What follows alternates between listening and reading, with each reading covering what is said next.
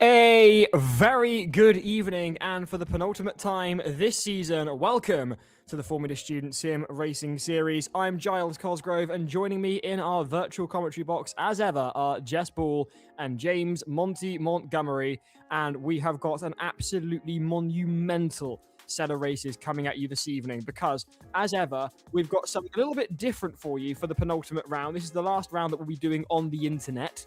Next time out, we'll be live at Williams eSports, but for the final time this season, we're doing something a bit special and a bit different. I tell you what we're doing. We're going around Sepang twice for 2 full 1-hour endurance races, and there it is on your screens there. Here is what we've got coming at you over the course of this evening. We're going to kick off with our very first race in just under 15 minutes.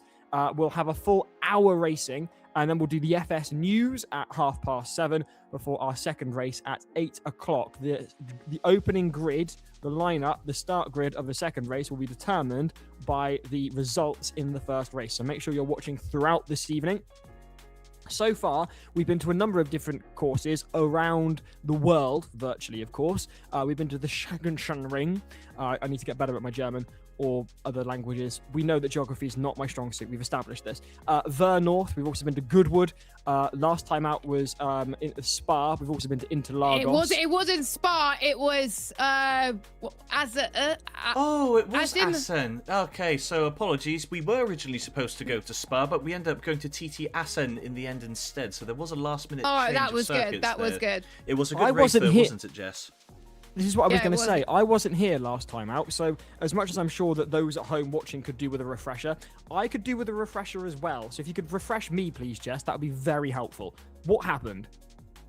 I think the best person to speak about that is Monty, because quite a few things have changed since we were here at Assen last time out. Monty, how did the results change? Geez, yeah, you missed a good one, Giles. We had a lot of good racing. As I say, we had a last-minute change of circuits, so we went from Spa to TT Assen, which we haven't been to since the first season. So the first time back there in 5 years, that was back in the Dan Jones era of commentating when we were last there, So a lot has changed since then.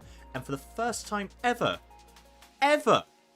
we had a tie for the win. Queen Mary University and University of Surrey both took a win, both took a second, and both won their extra bonus points in their respective races. So they left last time out as joint winners on 112 points each.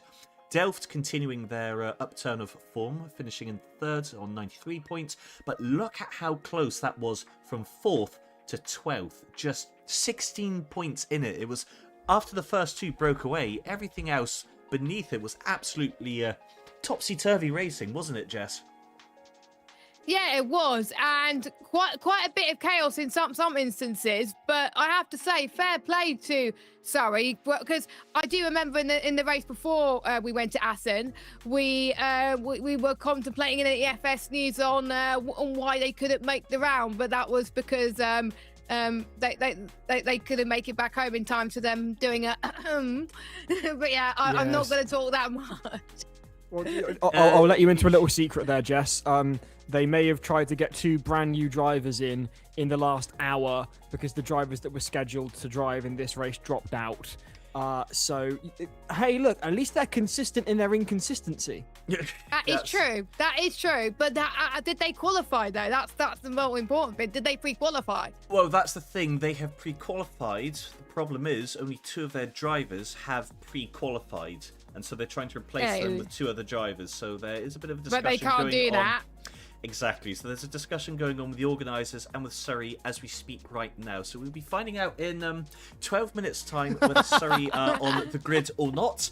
Watch the space, guys. But, rules are there for a reason. And irrespective of if the toilet is locked unexpectedly or because other appointments have appeared, there is a reason why we allow each university to have up to 6 drivers to represent their team in the series. So if your main 2 can't appear, then the other 4 can still represent them. But the expectation is if you want to race, then that driver does need to pre-qualify. So I feel like this is going to be a bit of a difficult conversation for the organisers to manage with Surrey as we speak. But as I say, I haven't got all the information to hand. My understanding is that only 2 of their drivers are eligible to race tonight, and so only those 2 drivers we are expecting to see on the grid. Anyone else, I think we'll be having to wait until July now until we can see Surrey on the grid. But as I say, we'll find out in 11 minutes' time whether they are there or not. I'd just like to say to anybody from ITV watching, and Anton Deck particularly, this is how you handle difficult conversations on a live broadcast. Resilient. And if you didn't watch I'm a Celeb last night, you're probably thinking, what on earth are we talking about? But we're not going to say too much more. Yeah, we'll leave that exactly where it is. If you haven't seen it, don't worry. And if you have, you know what I'm on about. Yes, anyway, the engineering challenges, Monty, should we discuss those? Yes, I think that's a great idea. So the other thing you missed out as well last time, Giles, so we had the third of our engineering challenge results be published. Glasgow won it, so they were back at the top. Southampton was second, with Queen's Belfast third. Exeter, another great showing from them, in fourth, and University of York in fifth. We have got round four's results to be published tonight. But before we do that, let's just look at what the engineering challenge standings look like after 3 rounds. It is close. Exeter leading it by a single point from Glasgow, with Queen's University Belfast just a couple of points behind in third. It is outrageously close at the top. And as a kind reminder for anyone new to the sports, so the engineering challenge is our unique... Yeah, let's call it. It's our unique selling point in the series. The students are not only here to race and work on their tactics, but in between the races, we're giving them engineering challenges. They need to go and interpret the data that we're supplying them with in this virtual world to understand what it's doing. And then we're getting real-world professional engineers to judge their reports. They've got to be able to tell us what the data is saying, translate it into something which they can offer a solution to. So we're looking for their rationale, justification, what type of engineering methodologies are they using, and of course their communication skill. The whole purpose of this is to provide them with an opportunity to put theory into practice and give them a good head start before they go into industry, or perhaps even apply this logic into the main Formula student team itself and gain a competitive advantage that way. The competition is that serious that the winner of these challenges, we will award them the same amount of points as a race victory, and you can't use this towards the drop scores. So if you want to win this championship, you've got to be doing these 5 engineering challenges as well, because 5 times 60 is 300. That's potentially 300 points you can't not afford to get, as Southampton found out last year, because they had a disqualification in one of their engineering challenges that lost them 45 points. And they lost them the title. They lost the title by 38 points. So it does make a difference, guys. It's not just about testing their driving ability here. We want to test their engineering ability. Of course we do. It's the IMEC key. That's kind of the whole purpose of it, right? What I'm hearing is TLDR, this is the one place in life where it makes up to be a nerd. Exactly. Now, we've got a couple minutes ago, just before the live stream begins. So, rather, before I can get you some footage from the games, the last thing I wanted to show you are the championship standings as we enter into the 6th round tonight, everyone. So, as it stands, look how close it is. Look at that. Queen Mary University London, our reigning champions, leading by 551 points from Southampton. Oh, he's the bridesmaid. Again in second on 547 points. And Vigo on 533 points. There's a bit of a breakaway from the top 3, I have to say. But, to be fair, Surrey, York, Greater Manchester, NCME Racing, Hertfordshire, Glasgow, and Exeter are all within 1 race victory of the leader. So all it would take is for Queen Mary or Southampton to have a DNF or a really bad round tonight, and they can find themselves thrown back into the top there. So mathematically speaking, there are still 9 teams realistically in with a chance of winning this title with 2 rounds to go. So it is most certainly all to play for, and I'm really looking forward to tonight with 2 1-hour specials coming up. It's going to be an absolutely great evening of racing. Do please get your comments coming in. We want to know where you're watching from and who you are supporting. Already, Amelia Jono, she's always here and she's a great voice in the fans. She says, let's get the Leicester hype started early. Meanwhile, Carrie says, hi, hello. Ayamara says, let's get this show on the road. And Jojo Scott says, "Go Aberdeen." Yes, I will remember that Aberdeen, and Scottish drives for Aberdeen and not one of the other Scottish universities. My geography skills this season, I mean, they've never been very good anyway, but they've been really lacking this series. In fact, during the sound test, I accidentally got Kingston, which is a university based in London, I want to say, mixed up with Kingston St Mary, which is a tiny village 4 miles north of Taunton, where I'm from. Yes. Oh, never change, Giles. Never change. Trust me, I would if I could, but I can't, so we just have to stick with it. So, if we're going to Formula Student in July in Silverstone, don't trust Giles for directions. Trust the sat-nav and hope that Giles has plugged it in correctly. 5 minutes before we go racing live here for the first race tonight on the iMechie Sim Racing Series, and it's going to be an absolutely great one because we've got Maseratis going around Sepang. It's a track that we've had here on the Sim Racing before, and I'm thoroughly looking forward to seeing what we are going to get with the racing tonight. I've got a funny feeling that it might be elbows out between Southampton and Queen Mary, and the other teams will certainly hope that it is, because if they do so and they take each other out, as Monty was saying earlier when we were recapping the results, any of those other teams below Southampton and Queen Mary can fully capitalise on that if they end up sending each other to the back of the grid. So all eyes then on where Queen Mary and Southampton qualify, because especially if they qualify close together, we could be on for some very exciting and dramatic racing tonight. And don't forget, it's not the usual format that we're used to seeing here on the Sim Racing Series. We've actually got 2 one-hour races, so we're going to be bringing you full coverage of that non-stop throughout the evening. I can guarantee you it's better than what's going to be on telly. I mean, unless you want an ex-footballer and a boxer shouting at people. We're not doing that. We're a bit more sophisticated. We've got students going wheel to wheel instead. I know, with virtual sim racing, which you guys can hopefully see the picture of just now. So don't worry, this isn't actual racing. This is the teams just doing their last couple of minutes of warm-up. So the usual format that you guys would normally see is whilst we're chatting, they're doing their qualifying. Then they have a 5-minute warm-up, and then we go and do some racing, do an FS News, and we go and do it all over again. Difference this time, so they've done their qualifying during the week. So we knew the grids before today was even a thing. And so we've extended their warm-up for 10 minutes just so they can get up to speed with their setups.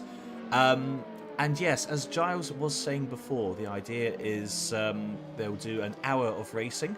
We'll pause, let them swap their drivers, and then we'll go and race again and carry on in part 2 in that way. It's the closest we can get to doing something like Le Mans.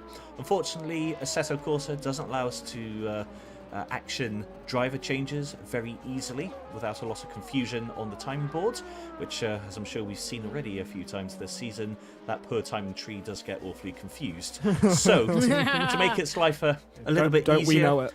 Exactly. So we thought to make life much easier, let's just pause the race, put the next drivers in, and then go racing again, which I guess is a good thing for those who are a couple of laps behind, because now they've caught up again, and then they've got a chance to try and make up some places in the second race. Yeah. A couple of things I'd like to talk about before lights out. Can we just get a look at Exeter's car, please? Because absolutely, genuinely, and this is purely on aesthetics alone. P12. I think that just looks right in British racing green. Rob. I know Maserati is an Italian make, but Rob has just come in here and sent it. He's come in clutch with this. Look at how gorgeous that Maserati looks in British racing green, and especially with the environment that it's in, it just looks natural. It looks great. And I'm from Devon as well, in another city in Devon called Plymouth, and they're not in a sim racing series, and Exeter is, and it's just got the Devonshire vibes right there. So fair play to Rob for all the skins, and the Maserati is where all the cars will be racing at tonight. And since we have not many universities pre-qualifying due to, understandably, exams, assignments, we know final, you know how busy it is for universities this time of the year. So basically, we just got one server tonight, so we didn't have to worry about who's qualified in what server, whatever. Everyone's in one server. And there were rules that if you were like bottom in like server 1, you would be put into server 2. That's not going to happen tonight because we just have one server. I swear we had the same problem last year as well. But that means we get to see teams that we don't expect to be up there.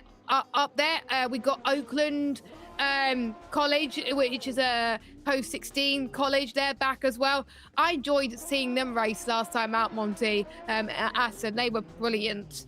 Yes, I agree with you. I'm not sure I agree with calling it a problem, though. I was actually going to spin this off and say that we've got 29 cars on the grid today for a mega race, but I think that's a much better way of spinning this. We have a mega race with many cars.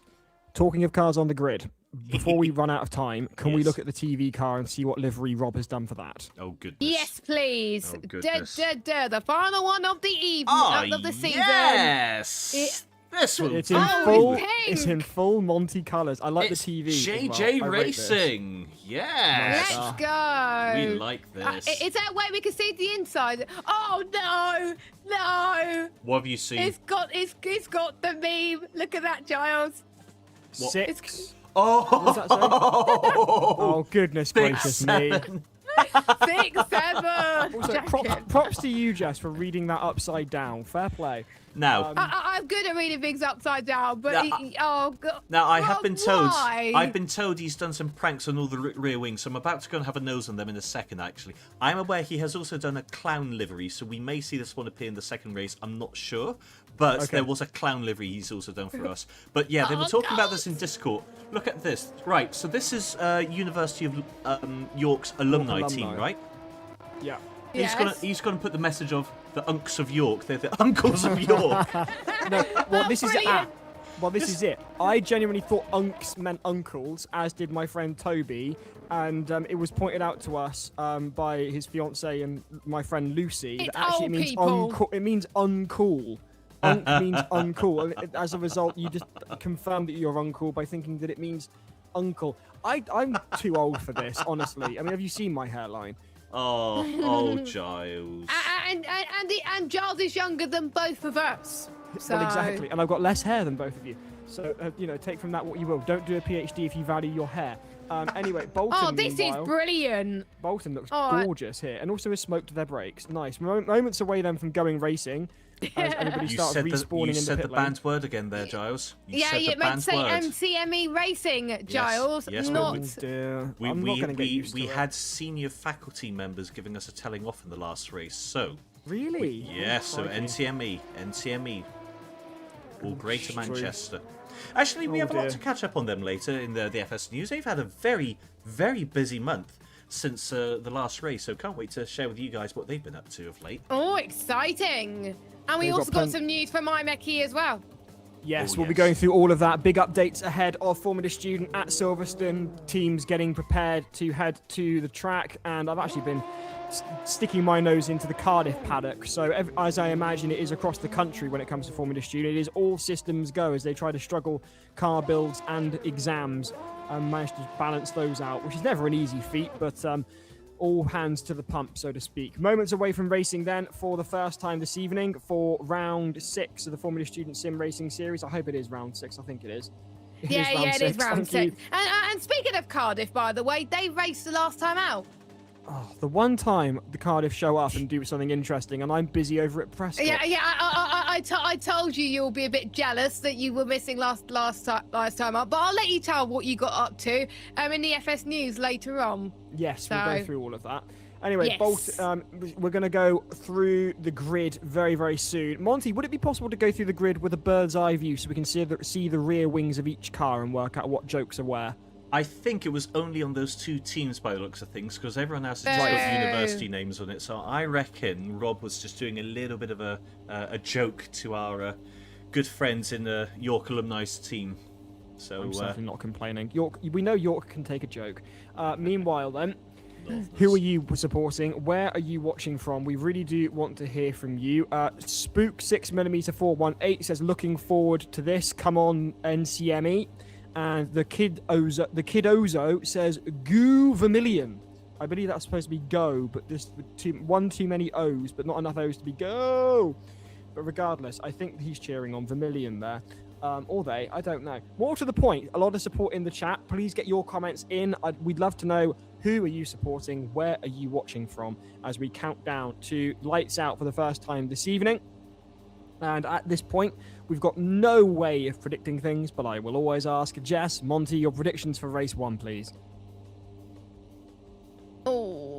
I have no idea. My predictions have not gone very well in some races. I'm going to go with, and I'm not looking at the qualifying results, by the way.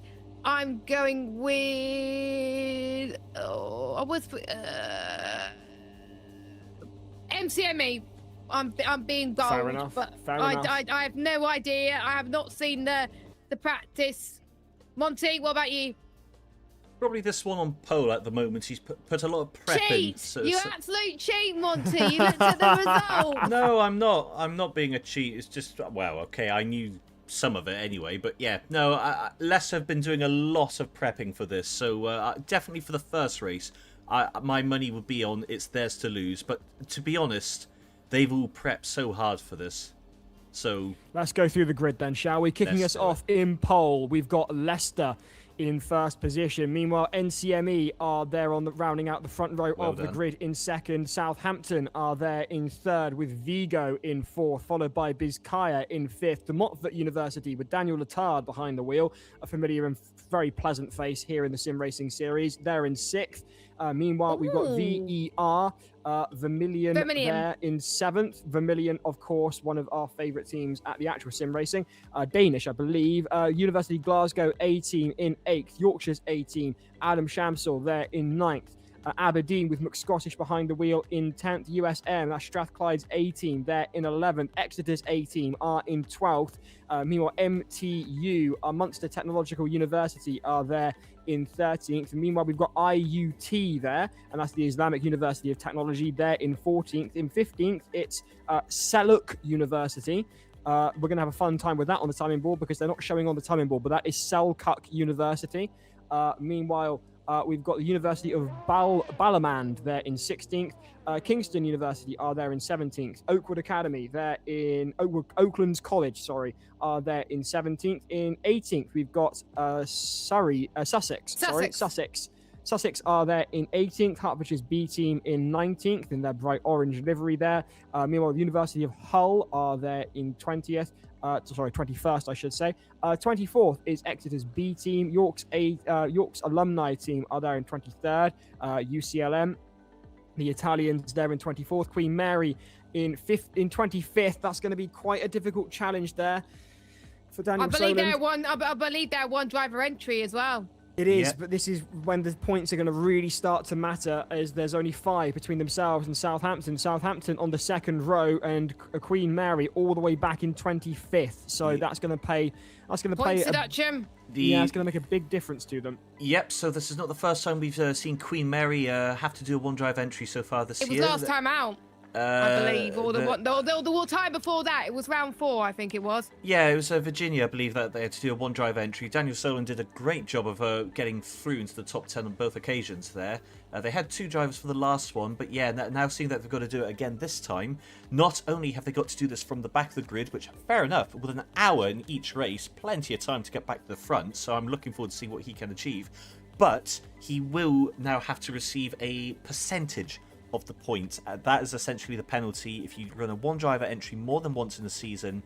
I believe it's 95% of your points when it's a second offence, 85% of whatever you've earned in the third offence, etc, etc. So yes, this is going to compromise their championship battle for sure. Interestingly, we do not have Hertfordshire and we do not have Surrey.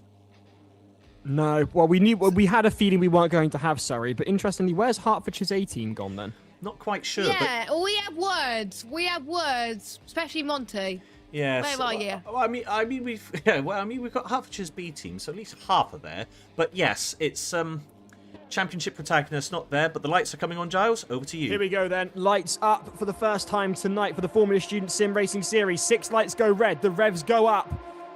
And they are away around Sepang, and that looks to me to be Southampton getting an absolutely blistering start, as do Bizkaia, and Southampton barreling, and they are pulling up into the lead. They've got the jump on both Leicester and NCME into turn 1. That is a monumental start for Southampton, second place in the championship, and they know exactly what they need to do to get themselves onto that top step. They go away with it immediately, and there's plenty of action. Meanwhile, someone going well wide just to the left of my shot there, banging together. That is Queen Mary all the way up already into 13th and 25th. A huge jump off the line there. for Daniel Soda, very similarly to Southampton, knows what he needs to do and is making it happen as he looks to the inside of these two drivers up ahead of him, Kingston and IUT there.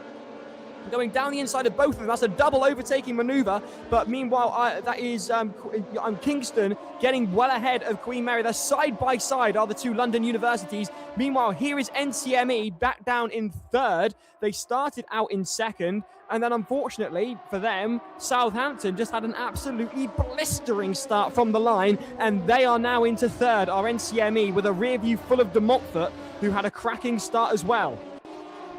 And we got Vermillion that has went past us. Vizcaya's had a bit of a moment, not ideal. With the sweeping corners around here, it could be a really easy to try and go for a move here. But look at that elevation change as you go up through the hill there. That's going to challenge our drivers in those Maseratis, as that was quite close there between IUT and someone else, which I can't see. Someone went sideways there, which is, I can't see who that was there. That's Oakland's, I believe.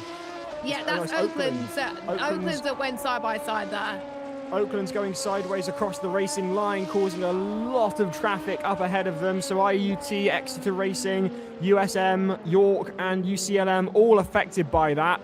But then again, fair play to them. They are under 18 and they are right there amongst the big boys. Here's Southampton, talking of big boys, coming through to complete their first lap. Leicester on their rear end. They haven't let go. Neither have NCME, but they will have to contend with Vigo and De Montfort as well behind them. They are closing in and there's only 0.8 seconds between the front runners in the top two. Here's Queen Mary up into the top 10 already after one lap. That is only 6 seconds away from their championship rival Southampton. They will be hoping to close that down in the next 57 minutes. Meanwhile, having an absolute whale of a time is Daniel Letard for DMU, an absolutely conquering start off the line there. You could see the rhubarb and custard of the DMU car. And here, meanwhile, you're on board with Vigo. They're looking to the outside, trying to go to the inside and get the switch back on them now. Can they go through? No, they can't. And De Montfort closed them off. Excellently handled then from De Montfort, who are doing impeccably well. Another team doing impeccably well. Up into 7th goes Queen Mary ahead of York's Adam Shamsel. York's Adam Shamsel clinging on for dear life to the back end, but Queen Mary pulling away, and there's only 56 minutes and 45 seconds of racing or so to go. Plenty of time then for Queen Mary to make up time. They were in 25th, but they've already got 18 of those positions sorted in less than 2 laps. Absolutely mental stuff there. Kingston going ahead of Hull's alumni team. Meanwhile, here you are with... Yes, in fact, it is trying to close in Hull and trying to get them back ahead of Kingston, but they're not going to quite manage it here. Ahead of those, we've got Vizcaya. Meanwhile, back aboard with De Montfort. They've got a bit of a queue building up behind them, I must say. You've got Vigo and Vermillion, two teams that you do not want to be on the wrong side of. And Vermillion are going to dive down the inside of De Montfort, getting side by side, wheel to wheel there, closing out De Montfort are Vermillion, as well as, sorry, I should have said that was Vigo closing out De Montfort, but Vermillion are going to capitalise, a nose ahead of the pair of them as they go down the start-finish straight, closing in onto the racing line. Absolutely impeccable stuff from Vermillion, and that puts them up into, I want to say, 4th. They're locking up, and that's Vigo forcing De Montfort wide. And I know for a fact Daniel Letard will not be happy with that, having to lock up. You could see the a squirt of tyre smoke off the brakes there, having to lock up to avoid contact with both Vigo and Vermillion. The three duking it out then for 4th position, as Vermillion position themselves in a very well-orientated line to ensure that they can defend against a Vigo on the charge. Docking up in the background there looked to me to be York or Aberdeen. Meanwhile, they're sticking there with Vermillion and Vigo. This is a real battle for the ages here. Very well done from both teams. And De Montfort, don't count them out yet, but they will have to contend with Queen Mary, who are on an absolute send and chasing down their championship rival Southampton, currently in the lead with a 0.9 second gap between themselves and second place Leicester. Vermillion in 4th. Here, meanwhile, then is Queen Mary trying to go round and go inside of De Montfort. De Montfort switching it up and getting ahead of them. I should say, sorry, this is UCLM we're suddenly with. I do apologise. I was gonna say, Giles, you got your geography one. We don't want you to get your universities mixed up, for goodness sake. You already got Sussex and Surrey mixed up. I'll tell you why that is, Jess. De Montfort and Queen Mary, both running pink and orange. And meanwhile, we've also got these guys, UCLM and Hertfordshire. Which and York Alumni, by the way, one of my favourite liveries, because I tend to run these type of colours when I race. So chef's kiss. Meanwhile, Queen Mary making another position past De Montfort up into 6th place. I wondered though if Queen Mary has had better races over the season, they could use this as a drop round. And the beauty is, if everybody who's missing tonight has had decent races around the course of the season, they can use this as a drop round. So it's not over yet for some people in the championship. As Kingston has got a bit too squirrely there towards the final corner. They were a bit too early on the throttle. Would that allow Holes Alumni to go side by side with them in towards turn 1? This is my favourite bit of this circuit. You've really got to have the commitment, because you're turning once and you keep turning.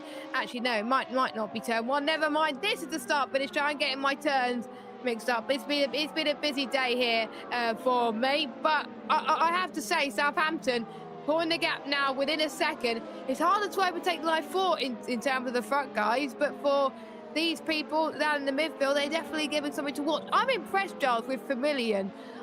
To be fair, I'm not going to say too much more, because last time I said something good about Vermilion, they spun. But at the moment, I'm not going to say too much more, but they're on for their best result of the season. Touch wood. Plenty of comments coming in. Max saying University of Sussex, please get our name right this time. I then proceeded to get their name wrong, and Max commented, called us Surrey again with a face palm emoji. Yes, sorry, Sussex. Meanwhile, Daniel Solon saying NCME or Southampton to win the round. Leaning towards NCME. Let's hope we don't let you down, Monty, says Amelia. Jono. Jay Upwood saying moment of silence for the engine noises, please. And Miss Mayor Pumpkin asking new logo there, Monty. I'm not quite sure what she means there, but I'm sure Monty does. You're on board currently with Queen Mary University, who are chasing down both Vigo and Vermilion, with De Montfort behind them. All to play for then, as they get up into 3rd gear, trying to find a way past Vigo, and currently they can't. Vigo know how to defend. We've seen it before, but they go wide. And can Queen Mary capitalise on this? They get a nose in, they look to the inside, and they get closed down by Vigo, who sweep onto the racing line and say, not today, sunshine, and slap the door in their face. Trying with everything they can to get through our Queen Mary whilst keeping it clean. They come in down this straight into the hairpin. And I agree with Jess. The last corner and the first corner together make some absolutely excellent racing. See whether they can get the slipstream. Can Queen Mary on Vigo? They look to the inside now. It's a left-handed corner. You know they've got it, and they've got it in great style. They lock up just a little bit trying to maintain the corner. Can Vigo get the switch back? No, they can't. And they're going to cross the line with Queen Mary up into 5th position with 51.5 minutes to go. That is an absolutely fantastic result for Queen Mary, who started out in 25th. They're side by side into turn 1. Vigo going wide to try and close in on Queen Mary and try and return themselves to position. But as you were saying, Jess, you've got to commit and you've got to really turn it in. But they do get the switch back to Vigo, and they're going to put themselves back up into 5th perhaps. They are side by side, wheel to wheel, but Queen Mary are ahead. This is impeccable racing, and it just goes to show why Queen Mary won last year and are on track possibly to win again this year. This is absolutely first-class stuff from these teams. Yeah, I agree, Giles. I mean, there's certain corners around here that kind of remind me of some other F1 circuits. Of course, Herman Tilt designed it, and turn number 1 looked very familiar to a bit of the turn 1 and 2 at China because of how windy it is as well. And someone went a bit wide there saying that was Southampton. They lost about a 10th from that, but that could make all the difference as the tyres start to overheat and get a bit worse for wear. And don't forget, they will have to make a pit stop. They don't have to, but I know those tyres won't last the entire race. I can tell you that, and I'm almost certain they might have to make a pit stop as well. But Leicester has gained about 2 tenths over Southampton within that sector alone. As you can see, they've got the car built for speed here, and Bolton is going to try and catch up as well in the process. And that was a bit of a slide there. Nicely saved from MTME Racing there. Brilliant stuff. Wonderful stuff from the 3rd place team, NCME, rounding out the podium as things stand. Ahead of them, Leicester, Amelia saying that her nails are going to be chewed to the quick by the end of this race. I know that was Aranwa saying the length of my fingernails is going to reduce dramatically through this race. I imagine Amelia is currently on the edge of her seat as well, as Vermilion, meanwhile, have got Queen Mary to contend with now. Queen Mary now thoroughly ahead of Vigo, and that's going to mean that they're going to have to contend with Vermilion. Meanwhile, here's York's A-team with a whole train building up behind them. We've got Aberdeen, Glasgow and Bizkaya in that. Meanwhile, Hull coming through to round out that train behind York's A-team. There may well be only one Adam Shamsel, but there's more than one car behind them, and they're going to have to contend with that as they go into turn 1, looking to try and hold off the approaching horde of teams who will want to get through on them. And one mistake from York could spell an absolute disaster. It wouldn't be just one position. It would be, by my count, at least 3, perhaps 4. So the pressure well and truly on York's A-team and Adam Shamsel right now. Up ahead of them, you've got Scottish and Aberdeen. You've got a Glaswegian team, another Scottish team there. We've got Glasgow and Bizkaya all in a train behind a potentially struggling York. Are York struggling for pace? What do you think is causing this, Jess? Why are they holding up so many people? I have no idea, to be honest. And if you're just stuck in a train for a long period of time, you're going to lose so much time. And the ones that are going to benefit are the ones behind with clearer air, like Kingston, for example, IUT. If I were you, maybe get one of your pit stops out of the way to get rid of the dirty air and for you to get into some clean air, for you to fight for position a bit more. And speaking of that, we've got JJRacing, who is coming out of the pit, and they've done their first stop, so they're all done and dusted there. I wonder if they're going to have to make a multiple tyre change. We'll have to wait and see, or will they do a splash and dash at the end? Meanwhile, York Alumni team are fighting with UCLM for 15th place, as UCLM trying to go around the outside, but York A trying to cover off nicely, but no, UCLM is having none of it as it goes side by side once more. It's a great track to go racing. We know that F1 announced that Turkey was going to be on the calendar. I was thinking, why not Sepang? Sepang is showing some brilliant racing, and tonight these Formula students... Oh, that was a save then again from UCLM. We saw that with MCME racing earlier on today. Incredible stuff. It is in that corner that they do seem to lose it and then just hang it on the absolute ragged edge, and it makes for an absolutely wonderful spectacle, that penultimate corner. But can York's alumni team close through on the inside of UCLM through the hairpin into the start-finish straight? They are side by side, and it looks to me like UCLM have still got this one. Yes, they are leaving behind York's alumni team. Well done there by the Italians. And they hold on to 15th position there, Jess. And I do agree with you. I think this would be a welcome addition to the Formula One calendar, would Sepang. We know they've been there before. Bring it back. Bring it Giles. back. Giles. Yes. Spanish.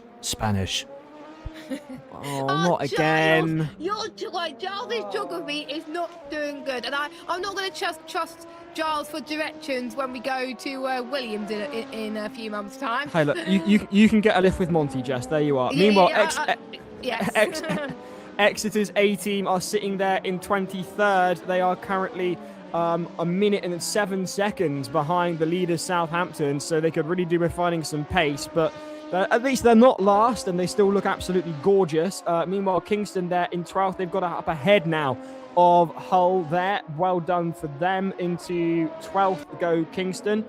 Meanwhile, York are still clinging on for dear life with this rapidly approaching train, mere centimetres between themselves and the front end of Aberdeen, with McScottish behind the wheel, growing impatient, I can imagine, with Glasgow and Bizkaya all biding their time as well. No one seems to want to make a move here because they don't want to risk drama or an accident, but equally, there's only so long that you can wait, and patience must be wearing thin at this point for these teams behind Adam Shamsel as they approach the straight line into that final hairpin. And pit stops, we've seen a smattering of them already, but we're approaching a quarter of the way through the race duration now, and one would think that we might start seeing a few more, and York will be causing the degradation of the tyres of the cars behind them with no actual benefit. They're not degrading the making position, they're just going for a Sunday drive at this point until someone decides to be brave. And Aberdeen are in 6th gear going down the start-finish straight into turn 1. Are they going to be brave? Is there a potential for a move here? No, but they get very, very, very, very close. And they touch. They touch the rear end of York's car, and they get into a bit of a scrap there. Body panels being punched in by one another, paint being swapped between York and Aberdeen. Glasgow waiting in the wings to see which of these drivers is going to come a copper. And here comes both Glasgow and Aberdeen trying for it on York's A-team. York have got the inside line. Aberdeen are going to have to get on the switchback if they possibly can. But I'm sure that they will, because not to mention, if they are brave enough to make a move, not only have they got to make sure that they get through, they've got to make sure that if they abort, they don't lose the position to the car behind them. So this is really, really intense racecraft going on, and it's fantastic wheel-to-wheel action simultaneously. Yes, they've got to be careful that they don't wear out their tyres a little bit, though, because the more they're stuck behind the car, the more they're going to wear out their tyres, and the more the tyres are going to overheat. But I'm sure they would have thought about it in terms of the strategy, as they don't want to get held up by another car too soon, because they're just going to lose so much raw pace that they have in clear air as well. So Aberdeen, with Scottish, has got to get a move on past Adam Shamsall. We've got Glasgow fighting with Biscaya, as Hull the Lumini has got past Kingston for 12th. Great result from them so far. I want to see the battle for the lead, because it's less than half a tenth, as Leicester's got past Southampton for the lead of this race. Leicester has found a hell of a good time to try and get past Southampton, and MCME Racing is not that far behind either. Southampton could try and go for another move. They got the slipstream as they head towards this next turn, but it doesn't look like they're going to go for it just yet. Oh, Southampton's going to try go around the outside, but Leicester's doing a great job to try and hold that there. We have got some pitters, but almighty, that was close between Leicester and Southampton. And I've just seen the chat from Miss Mayor Conkin. I think Giles needs to drink some sort of energy drink that the top 3 are on.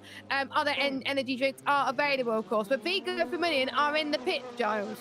Vigo, Vermilion, 2 fantastic racers in the midfield here, but I've got a feeling, Jess, that Southampton must have made some sort of mistake, because they were over a second ahead of Leicester at the last time of looking, and then as you rightly caught it, there was less than a tenth of a second between them, and suddenly Leicester were ahead. So something clearly had to have happened there between Southampton and Leicester. I've got a funny feeling Southampton must have made a mistake. If someone on the chat could confirm this, that would be absolutely wonderful, because Southampton were leading in an absolutely categoric fashion. They got ahead of the 2 front runners, Southampton and NCME and Leicester.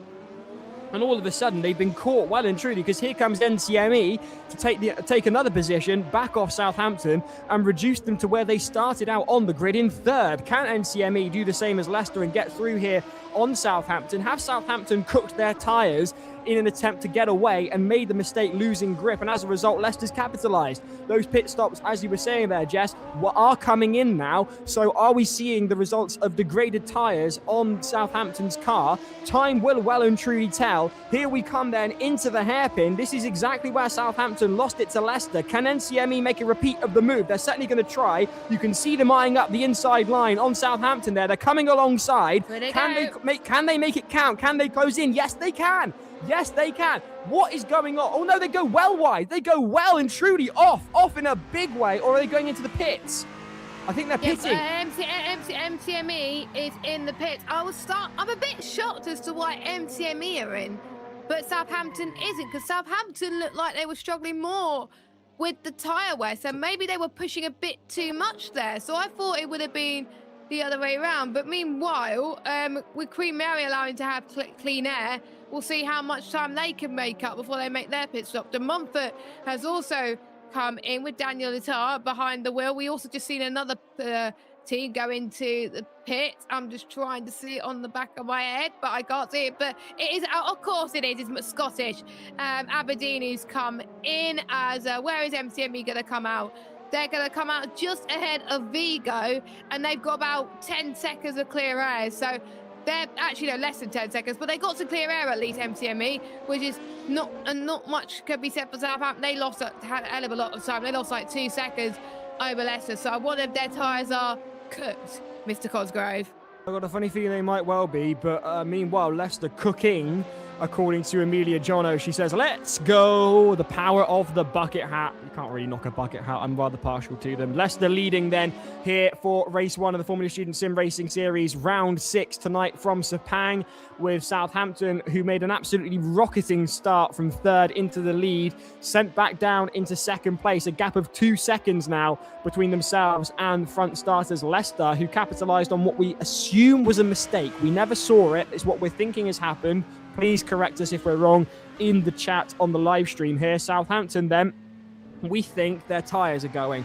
I wouldn't be surprised if you saw Southampton come in on this next lap. And I must say, I really did think that NCME were going to go through and capitalise and work up a bit of a gap between themselves and Southampton before going for the pit, but they went straight in. Are we going to see the same from Southampton? No, we don't. Leicester go in instead. Your race leaders are now in the pit lane. Southampton have stayed out inadvisably, would you say, Jess? Again, why is Southampton staying out where Leicester looked like the one they were gaining a little bit? I'm a bit shocked, to be honest with you, as Queen Mary has gone in as well. Yeah, I don't know what's happened with Southampton, to be honest. I mean, tonight's their chance to really capitalise on Queen Mary's one driver entry, and I think they're just going to lose so much time. The undercut's quite powerful, as we've seen. And here comes MCME Racing. I don't think much of a difference is going to happen between them and Leicester, but they're going to gain so much on Southampton. Oh no, never mind. MCME, with that undercut, has taken the lead, the net race lead, and they also, Vigo's got ahead of them as well. So the disadvantage of Leicester and Southampton not putting when they did, MCME are leading. So Southampton, they've got to come in. Now they realise that Leicester's not in P2, MCME is. They're going to be in a whole spot of bother as the University of Greater Manchester, they are capitalising, and that's why I picked them for the race win. They just have that raw pace and they get the strategy right. They even got a good setup as well with top engineers at their disposal. And they're gaining on Southampton already, Giles. What is Southampton doing? I can probably come in with something if you want, guys.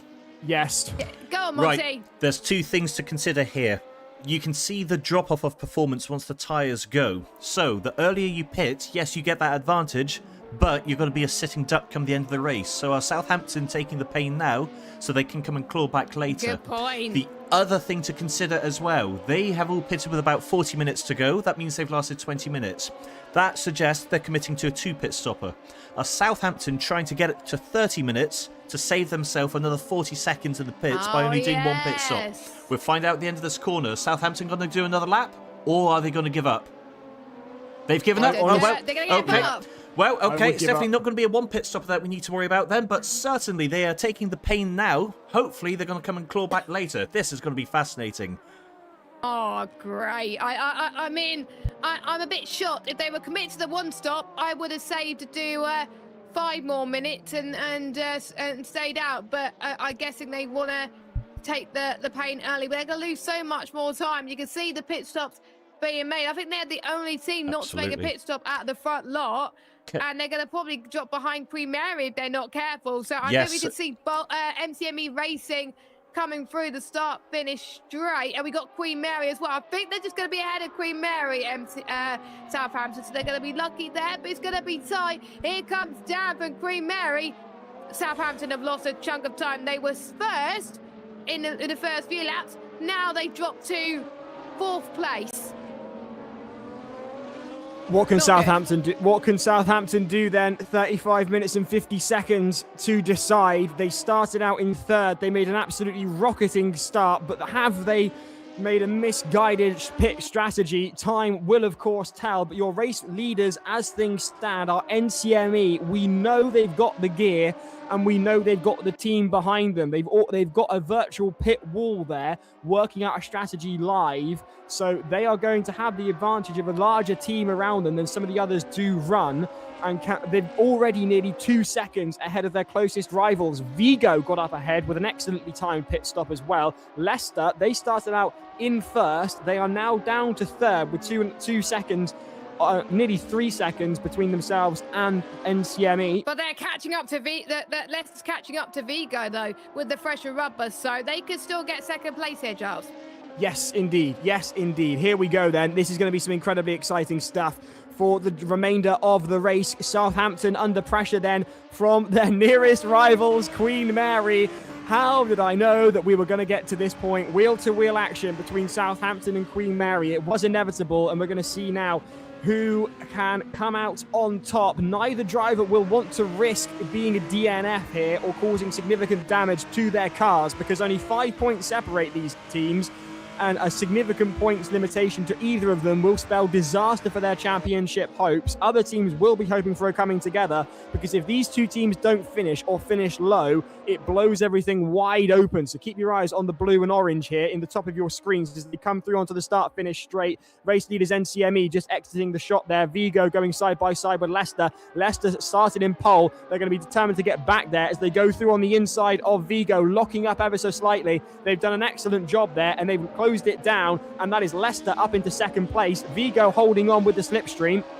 Can they close back through? I'm not convinced. I do think Leicester have signed, sealed, and Stevie wondered it. They have got through, and they are in second place now, hunting down NCME, who are currently leading with a gap reduced down to 2.1 seconds. It was nearly 3 seconds a moment ago. So Leicester lapping very nicely there. Talking of very nicely, Southampton and Queen Mary keeping it clean as they battle it out.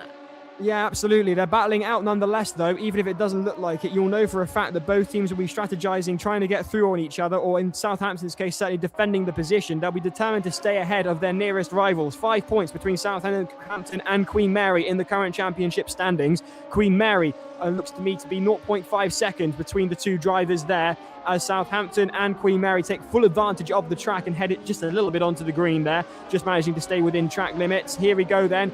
Can Queen Mary find a way through here? They're not close enough just yet, but we've seen Southampton make mistakes earlier on, and we know that the hairpin is a weakness of theirs, so quite possibly your current championship leaders could be on to jumping ahead of Southampton, like current championship winners, I should say. Do excuse me. Meanwhile, here is IUT, and oh dear, that's a lock-up and a half. Just managed to hold it there. Did the team... there's a word there. It's on the back of the car, but it's not on the timing board. Yeah, it's hard to tell. Selkirk. Oh. Brilliant. Selkirk University. We can't pronounce it. We're rubbish.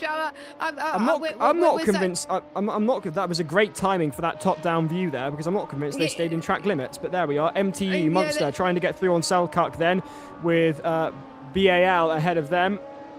19th, 20th, and 21st. Meanwhile, Vermilion have gone through on De Montfort. Should be something that De Montfort are familiar with at this point, but nonetheless frustrated by, I should imagine, in the case of Daniel Letard, who will be trying to close back in on them, sneaking right under their tail fin to get the slipstream and trying to get on the inside, go around the outside. That's a brave move there. Into turn one, nearly losing the rear end as they try and go through on the outside and then switch it back onto the inside. Excellent driving from De Montfort, but Vermilion defending like mad. An excellent defence from the Danes as De Montfort have to accept 7th place. Yeah, looks like it, doesn't it? But Monty was talking about the offset in pitting, in the difference between pitting early or pitting later. Now, we're seeing it not work for Southampton, but could this work for Leicester? Because MCME Racing pitted a lot earlier than everybody else, but as we're seeing a battle for 20th place. Are we seeing it go into Leicester's hand with them having the fresher tyres and with the lower fuel? Or when MCME pitting early? I don't know. We're seeing varying strategies here today, and I'm loving it. Absolutely. I mean, diving into the pit lane there is, of course, Selkirk. We've been on board with them. They've been battling it out with, by looks of things there, with Strathclyde. They were going wheel to wheel with there. Their tyres clear. Oh, is that BAL? Sorry, that's BAL. Ballerman Racing. BAL is in, yes. They are heading into the pits, and looks to me to be their tyres were cooked as they were going wheel to wheel with Strathclyde there. Meanwhile, up ahead, we've got only a 0.8 second gap now between University of Leicester and NCME. The gap is closing. Leicester are on the charge. Their rubber just a little bit fresher than that of NCME, who pitted a lap or two earlier, and it is paying off for Leicester. But of course, as we've been saying earlier, once the tyres are gone, the tyres are really gone. And pushing like this is just going to invite the tyres to go earlier. So if Leicester do get ahead of NCME, who may be ensuring that their tyres last longer, are they perhaps going to be in with a bit of an issue? And that's a back marker getting in the way of Leicester's charge. Ballerman getting in the way of a charging Leicester, and they finally get out of the way, but that's not going to be what Leicester wanted. They are going to lose time there as they were trying to make a charge. Ballerman came out right between NCME and Leicester, and that offered NCME a reprise from this mounting charge from Leicester, and as a result they're going to be heaving a sigh of relief. Ballerman did do well to get out of the way, but they could do with getting out of the way here now with Vigo as well. There are no blue flags in this series, of course. It's a gentleman's agreement, but nonetheless it's sporting to get out of the way if you're the slower car, and Ballerman do just that. Nicely done there from them, and that's Vigo up into... Exactly, and that's Vigo up into third place. Leicester and NCME using all of the track and a little bit more there, just managing to cling on to the track limits as NCME have a 0.4 second gap between themselves and Leicester. The move is coming. It's an inevitability. The question is when, where, and will it hold? Here we go then.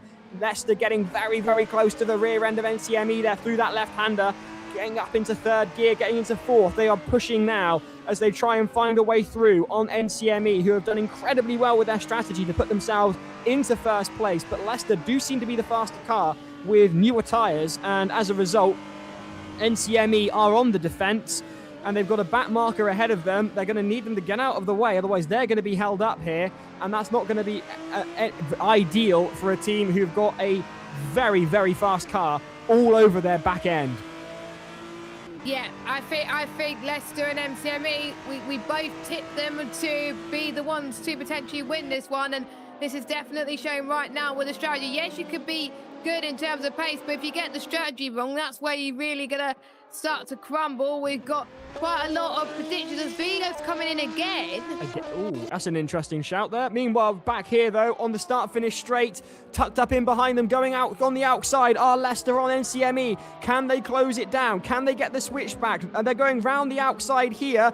If they cling on for dear life, they might just be able to go on the inside, and they do. They go on the inside of NCME through turn 2 into turn 3, and that is Leicester into the lead. An absolutely monumental move that could decide the race. Excellent racing from Leicester, and that's NCME down into second. It was a really bold move, clinging for dear life to the outside on turn 1 and getting the switch back onto the turn 2. Through the inside they went. They're side by side yet again. NCME unwilling to give an inch. Absolutely perfection when it comes to racecraft here between these two teams. Brilliant stuff as Leicester pull away now with that slightly faster car. The gap opening up to 0.3 seconds near enough. Excellent stuff. Jess, I'm thoroughly loving this. I love the endurance last year, and when Monty said at the end of the last race that it's going to happen again, I had the biggest smile on my face, and this is why, Giles, because we're getting superb racing, and I don't want it to stop. I really don't want it to stop. I want it to keep going, and it is just showing the pure skill that the top drivers especially have as well, and it is nice to see. By the way, massive shout out to Bizkaya. We had them at the FS News quite a few rounds ago, and they were just running a Logitech setup, which is what Monty and I started with, and they're still running in P8, and this is what the cusp of the Formula Student Sim Racing Series is. You don't have to have the fancy equipment, you don't have to have all this fancy tech like MCME Racing. You just got to have a bit of fun, learn as you go, and learn from just being here and learning about the strategies, and it's nice to see them doing well. Actually, we're seeing some more pit stops in the background. Exeter's B team has made their way through. I don't think they made their second pit stop yet. I'm starting to think, Giles, that the 2-stop is probably the best move for some of the guys, especially lower down the grid. It might well be, but it strikes me as a little bit odd that Vigo came in for their second stop so early. It just doesn't seem particularly well spaced out compared to their first stop. Meanwhile, here is York A team. Now, Scottish has clearly got through on them because that's Aberdeen in 9th since we last saw them. But we've still got Glasgow stuck behind York, and well, they must have the patience of a saint, must Glasgow. Meanwhile, here's Vermilion into the pits then. The Danes are in the pit lane, and that's going to allow Vigo to go through, as well as possibly Bizkaya and even maybe Aberdeen. And indeed, both of those two drivers do go through on the Danish side there. Vermilion still in the pit lane. Are York's A team going to go through? Yes, they do. Glasgow's A team go through as well. and it's going to be all to do for a team that have been running very well. And is it a little bit premature to be coming in for that second stop? It's certainly not as premature as Vigo was, but it's still a little early. I would be coming in around the 20-minute mark if I was them, if I could just eke out the remains of what's left of the grip on those tyres. Vermilion entering. I'll do three. If I were them, I'll do 3 lots of 20s. Pit in 20 minutes. That's a lock up there ahead of them. Yeah, I would have pitted at 20 minutes. Then I would have. Pit 20, 25 minutes, and then another 10 or 20 minutes. It'll be evened out a little bit. I'd like to throw up a what if. I'd like to throw a what if, guys. There's a lot of what's if, Monty. Well, here's one I've observed. Vigo are on mediums, whereas everyone's on hards. Do you reckon Vigo are trying to do a 3-pit stop and just sprinting it? Oh, that will make sense. But let's look at the tyres, actually, Monty, while you think about it. We've got Leicester and MTME on hards. Maybe that's why Southampton was struggling earlier on. They were on mediums. Queen Mary's on mediums. So is Vigo. And anyone else? Vermilion on mediums as well. Now we're seeing why some is on the mediums too, and yeah, that's it. I should have been paying attention to the tyres, but I wasn't, and I was wondering why Southampton was struggling like this. But maybe that's why, or they might have been on the hards and they were just struggling for temperature. I don't know. But the ones on the mediums, that is going to be interesting. I'm almost certain that Southampton will have to come in, Giles, again.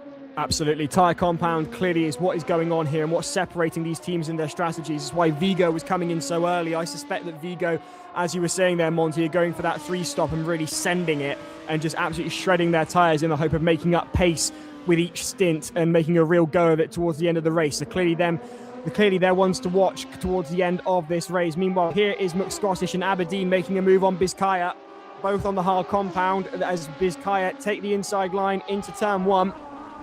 Aberdeen locking up their brakes. You can see them glowing inside there. It's a gorgeous sight to see as they go through turn 1 into turn 2. It's a fantastic complex of corners here.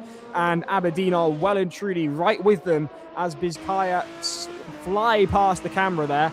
And here comes Aberdeen. Can they make a move? Looking to the outside and they get closed down. Bizkaya get wise to it, but Aberdeen try and go in on the inside. They close it down and they break very, very late indeed. Does McScottish. An absolutely impeccable move there from Aberdeen, who sweeps away with it, with Bizkaya relegated down into 8th. The gap immediately opening up to 0.3 seconds and widening. Amazing stuff there from Aberdeen. McScottish in 7th. Meanwhile, up ahead, we've got Leicester, who have opened up the gap to NCME, and that is now 2.4 seconds between the two front runners, getting a little bit squiffy there through the second to last corner, I should say. Southampton, meanwhile, on mediums alongside Queen Mary, fairly evenly paced between those two teams. The gap staying fairly steady at about 2.5 seconds there. Here, meanwhile, is de Montfort, Daniel Letard there. Elsewhere, down at the back there, I've really got to say a massive congratulations because I missed it last round. Oakland's College, 16, 17-year-olds. Some of these won't have their driver's license yet, and yet they are right there with a bunch of university students. And I just got to say, some points as well. Yeah, absolutely. Just being in the top server. Like, hats off. If I had my hat on, I'd be taking it off. Meanwhile, here's Kingston battling out with Munster and Selkirk. As Selkirk look to the outside, as do Munster. It is 3 wide into turn 1, and Kingston do manage to stay ahead as Munster are going to have to contend with a Selkirk on the charge, as Kingston managed to cling on for dear life, and Selkirk and Munster nearly take each other out in the process. And Munster trying to get through on Kingston, and it allowed Selkirk to close right in on them there, and they were swapping body paint come the end of that one. Meanwhile, York, they are currently battling out with both Glasgow and Bizkaya. Bizkaya have aborted and gone into the pits. Bizkaya there in the pits for you. As meanwhile, the gap is opened up even more. It's now 3.3 seconds between your race leaders, Leicester and NCME. Bizkaya spending a fair old time in the pits. Revving it like mad. That's a nice sound. It was a long stop. Was it fuel and tyres, Giles? It could well be. It could well be, Jess. But if that's the case, then they're going to want to charge, and they're going to need to charge because there's only 20 minutes left on the clock now. As Bizkaya re-enter ahead of Hull's alumni. And if it was to do the split, I recommend stay out for 20 laps, then pit a lap 40 again. then no, not lap 40, 20 minutes to go. Then a majority of people come into the pits now as De Montfort, by the way, having a good fight with Vigo. De Montfort on the hard tyres and Vigo on the medium tyres, and Vigo just about clings ahead, and Vigo's already done their 2 stops. I'm not convinced, Giles, that Medias could get to the end. I don't think that. I think Vigo are going to have to concede this position either out on track or in the pit lane, because they're going to need to stop again, because these mediums will not last. I do agree with you there, Jess. Meanwhile, here is Strathclyde in the pits as UCLM go ahead of them. Kingston surely will follow suit. Here's Southampton, meanwhile, and NCME up in the pits. They managed to build themselves up into 3rd, and they are in the pits now. And plenty of teams are going to fly on past. Eventually, these teams are going to have to go into the pits. Are NCME making an absolutely genius overcut, or is this going to be a disaster for them? We've got 19 minutes before we find out. But regardless, De Montfort and Aberdeen heading on through past them, and NCME will struggle with that. De Montfort, meanwhile, are actually in the pits. De Montfort have headed into the pits. I thought we already saw them. This must be their 2nd stop at least. NCME then coming out ahead of De Montfort. There are more stops than that. But yeah, I thought they had as well, but clarification. That's how much we know. But everybody's coming in now. We've got De Montfort, Aberdeen, York and Glasgow all in the pits. The big one for me, though, is NCME have come out in 5th position with 18.5 minutes on fresh tyres.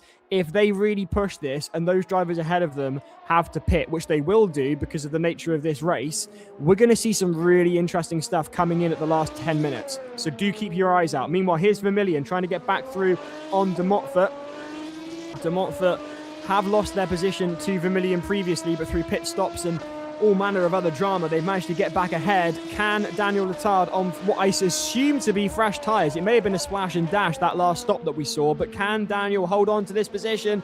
They don't touch, but it's ever so close, and that looked to me to be outside of track limits there from Vermilion, momentarily, of course, and certainly better than I could do, but equally, I know that will be picked up by the automated system. As De Montfort managed to lead Vermilion then, the sun beginning to set here in Spain, or at least the virtual Spain. And we're going to go for another hour of racing very soon. It's not Spain, Giles. It's Malaysia. Hang on. Someone said to me Spain earlier, I swear. That was another university. Monty, I think Giles's geography knowledge has come from... hang on, they touched. Just do me a favour. Yeah. Someone put 2p in the meter. Someone put 2p. Yeah, there should be a geography jar on how many stuff he gets wrong. Meanwhile, Southampton have taken the lead. What's happened to Leicester? Oh, they pitted. Never mind. The top 3 have pitted. Now, keep an eye on NCME now. Keep an eye on NCME. How much ground can they make up here as the top 3 are in the pits? Here they are then. Here they go down the start-finish line.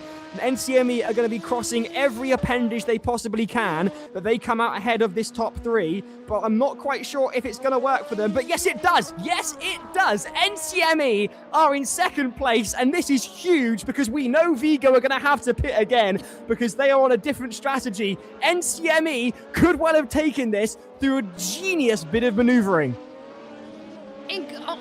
Honestly, I think the pit wall is definitely helping them there at the moment. But I know Leicester, and I know people in the chat from Leicester know that they're not going to give up here. So we'll see what Leicester can do. Vigo, I know they won't pit because MCME and Leicester, they want hard tyres before the pit stop.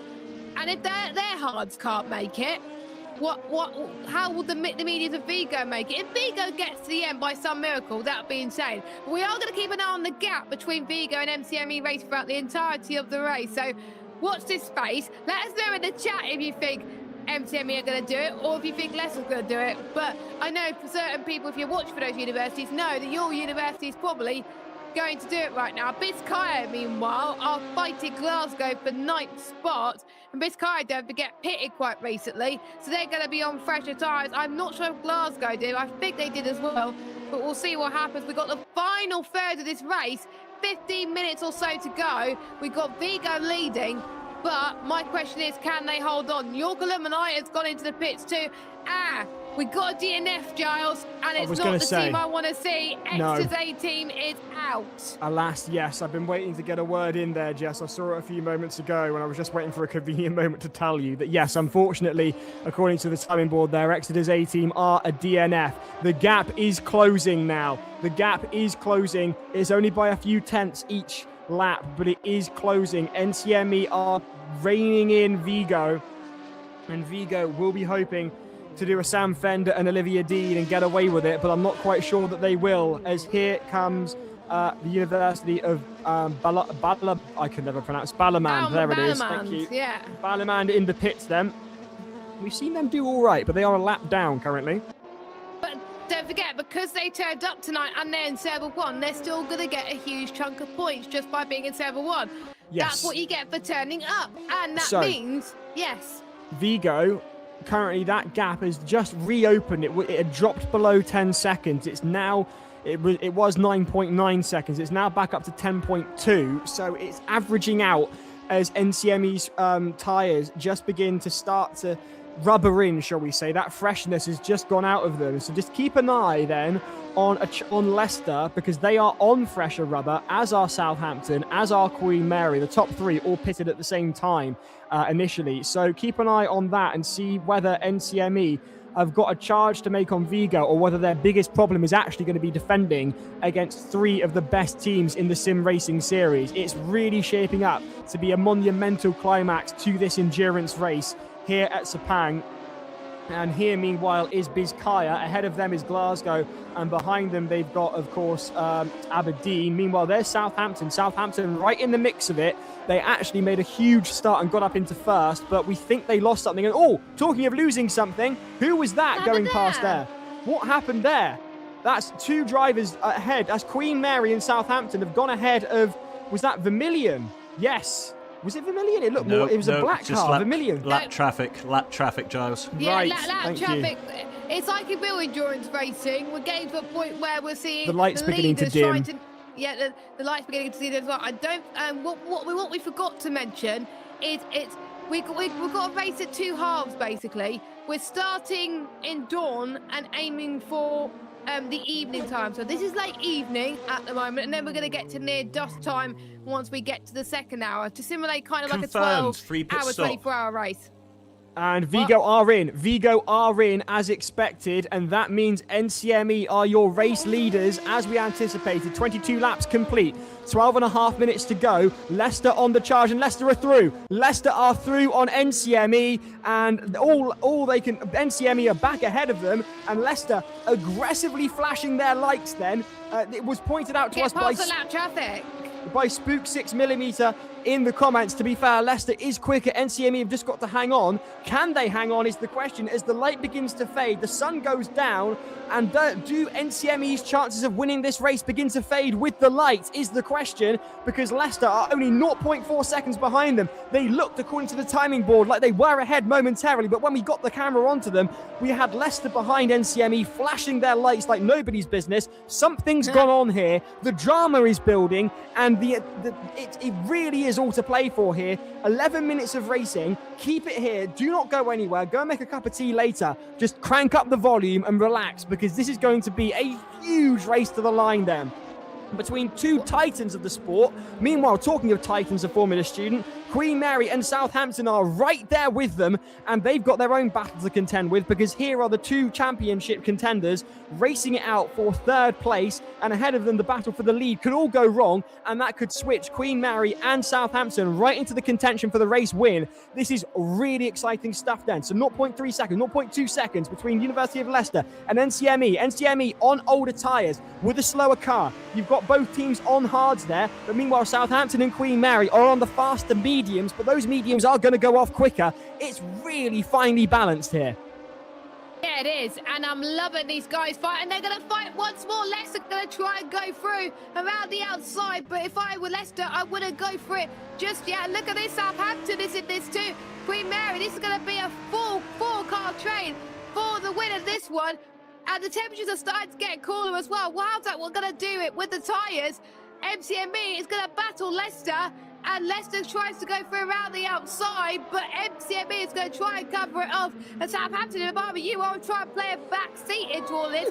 Through goes Southampton. It's going to be tight. It was close. It was too aggressive from Southampton. They thought they would chance their luck, and they made a mistake, and they've lost their position to Queen Mary. Queen Mary took a tap on the front end there when they clashed into the back of Leicester. They nearly lost it, and that is why Southampton is right there with them. Queen Mary have got the inside line though, and they closed down Southampton, but Southampton got a bit cheeky. They got a bit overconfident, and they tried it on Leicester, and it didn't work out, and they lost the position to Queen Mary in the process. And as you were saying there, Jess, they should have taken a back seat. I completely agree, as they're squirming off the line is the University of Leicester, and that's going to invite Queen Mary and Southampton right there with them. And Queen Mary going to second place, but can Leicester get through on the inside? They clash. They clash indeed, and that forces Queen Mary off, and Leicester are back up into second place, but the stewards are going to have to investigate that one. Southampton go back through on the parrot, on them as well. This is huge stuff. Southampton now creeping through in on Leicester. They've got the inside line, but Leicester have got the switchback. They go back ahead, and they're into second place. Queen Mary side by side with Southampton. Through on the inside of Southampton go Queen Mary, and they are up ahead just by a nose. They're side by side there. Southampton retaining the position. Huge stuff there for the Sim Racing Series as Leicester pull away, and Southampton have got ahead of Queen Mary, and this is huge. This is absolutely magic racing. And monumental. All of the above, monolithic and biblical, in fact. As meanwhile, NCME have just looked around and said, right, you guys can do whatever you want, bye-bye. And that's merely a 2-second gap there, pulled open by NCME in arguably a slower card. It just goes to show what happens when you get into a bit of a fight. You do lose time, and time is what these teams cannot afford to lose. With 8.5 minutes to go out on track in this first race, NCME are leading with Leicester in second, Southampton in third, and Queen Mary in fourth. Pure Watch tactics. Absolutely. Watch the space. I was going to say that was pure tactics from NCME Racing there. They know they've got the slower car. The only way they have a fighting chance now to stay in the lead at the end of this was to back up Leicester into Southampton and Queen Mary, and that worked perfectly for them. Brilliant. And I love it. And with 8 minutes to go, I think it could we could have a round 2 happening before this race is done. Huge stuff then for the Formula Student Sim Racing Series, the penultimate round, live from a virtual Sepang. Full coverage here on the iMechE Formula Student YouTube channel. Do stay with us. Here's Queen Mary lining up Southampton for another move. They were ahead of them, and then some aggressive driving from Leicester saw them lose out as they were forced off. Southampton capitalised on it. I imagine the stewards are going to have a lot to deal with them. Why on earth does Southampton go that wide there suddenly? They're just suddenly shot off to the left of the track. Queen Mary, the door was left wide open for them, saying, I don't mind if I do, thank you, but what on earth was that from Southampton? No idea. And there was a bit of a lock-up from Southampton as well. They've dropped out to 4th place, and they're just losing quite a bit of time now. They can't afford this. I mean, it must be that they might be on those medium tyres. I think if I was to bet on the win, it will have to be MCME or Leicester, because they're on the more durable tyres. They can't afford to push this hard, especially with cooler temperatures with 7 minutes to go. Don't forget, where they finish at the end of this race, that's where they're going to start in race 2. If they have some sort of contact and have damage, that can send them to near the back of the grid or DNF, and they could be starting in the back of the grid, and that's not what they want. Obviously, Queen Mary will have to start at the back of the grid anyway, it's a one-driver entry, but for the likes of Southampton, they can't afford to fight too much on this. They just got to be smart, play smart on this, because otherwise they'll be the ones starting near the back. Queen Mary with less to lose then than their contenders at the front of this race. The gap between Leicester and NCME has shrunk dramatically in the past 2-3 laps, and it's now down to 0.6 seconds. Queen Mary right there with them. Southampton trying to stay as close as they can without inviting trouble. Their tyres seem to be going away a little bit more than the others. We saw a lock-up and we saw them go wide suddenly for no reason that we could understand. I'm sure someone from Southampton will inform us here in the commentary box as to why that sudden off occurred. Here then is NCME leading with only 0.5 seconds between themselves and Leicester, and Queen Mary are right there in the mix. 0.3 seconds between themselves and Leicester. Queen Mary, Leicester lose a one-driver entry. They will start from the back of the grid next race regardless, but they'll want all the points that they can get from this outing here. as they try and close down on Leicester, who started in pole. And it's very, very interesting to see what these drivers are going to do here, because that gap has reopened now. The gap between Leicester and NCME has opened to 0.7 seconds. Are Leicester biding their time for a last lap ditch attempt? Southampton, meanwhile, they've actually closed right back in on their nearest rivals in the championship to a 0.6 second gap between Southampton and Queen Mary. We've seen these two drivers go at it throughout the evening, and I got a funny feeling they're going to go at it again before the checkered flag. Jess, what would you be doing in this situation? Hope that you don't get put into a wall. Let's just say that. I think you can't afford to be too risky, because you're either going to be trying to go for the move and sending it, or hitting a wall, and you're going to be near the back of the grid anyway. Maybe you got to aim for consistency. The ones that win championships, in my experience, don't necessarily win every race. You don't have to win every race. As long as you're near consistently on podiums, you could potentially do well. So maybe Southampton may just need to gain one place, and that's it.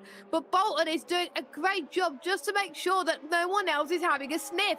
Bolton is playing great defensive moves in. I'll let you take this one, Giles. Into turn one they go. NCME defending and making their car double its width in order to keep Leicester off from their backs. 0.4 seconds separating the two front runners in this race with 4 minutes to go. Queen Mary closing in on the pair of them, with Southampton waiting in the wings there.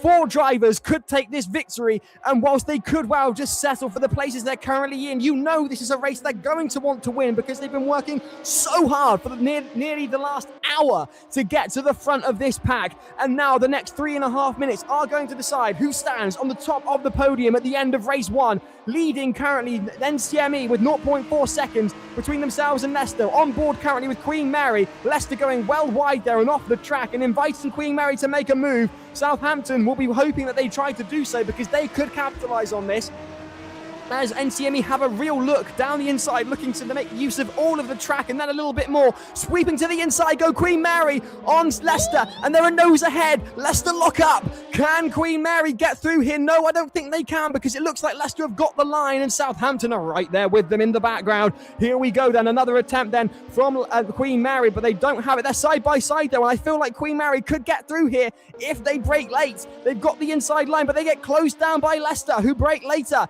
and that is Leicester well ahead and throwing Queen Mary into the hands of Southampton.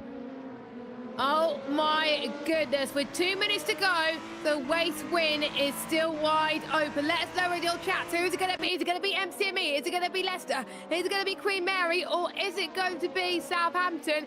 Answer on a postcard. I have no idea who's going to potentially win this one. I could close my eyes here, but I think we're about to start the final lap of this race, potentially, or the penultimate lap of this race.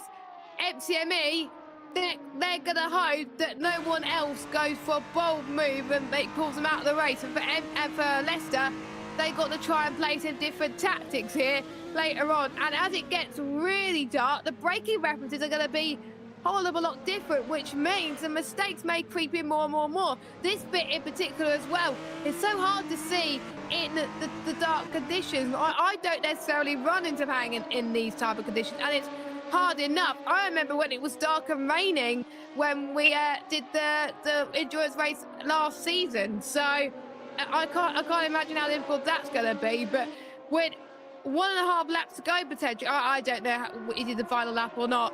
This is MCME's chance to practice what they preach.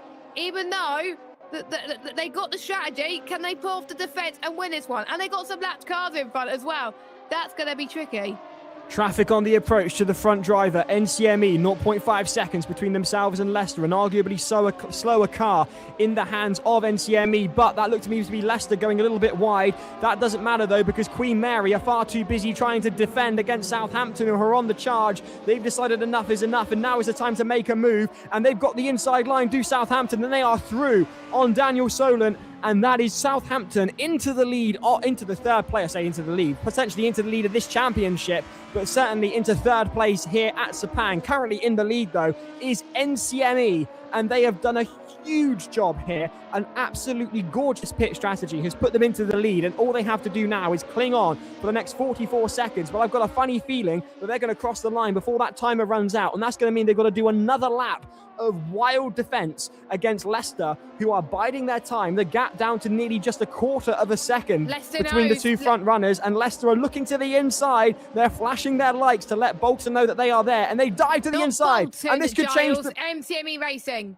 And this could change the results of the race. They are side by side down the start-finish straight. But, of course, NCME have got the inside line. And through they go then. Leicester are going to try and get the switch back. But can they go around the outside is the question. No, they're going to try for the switch back.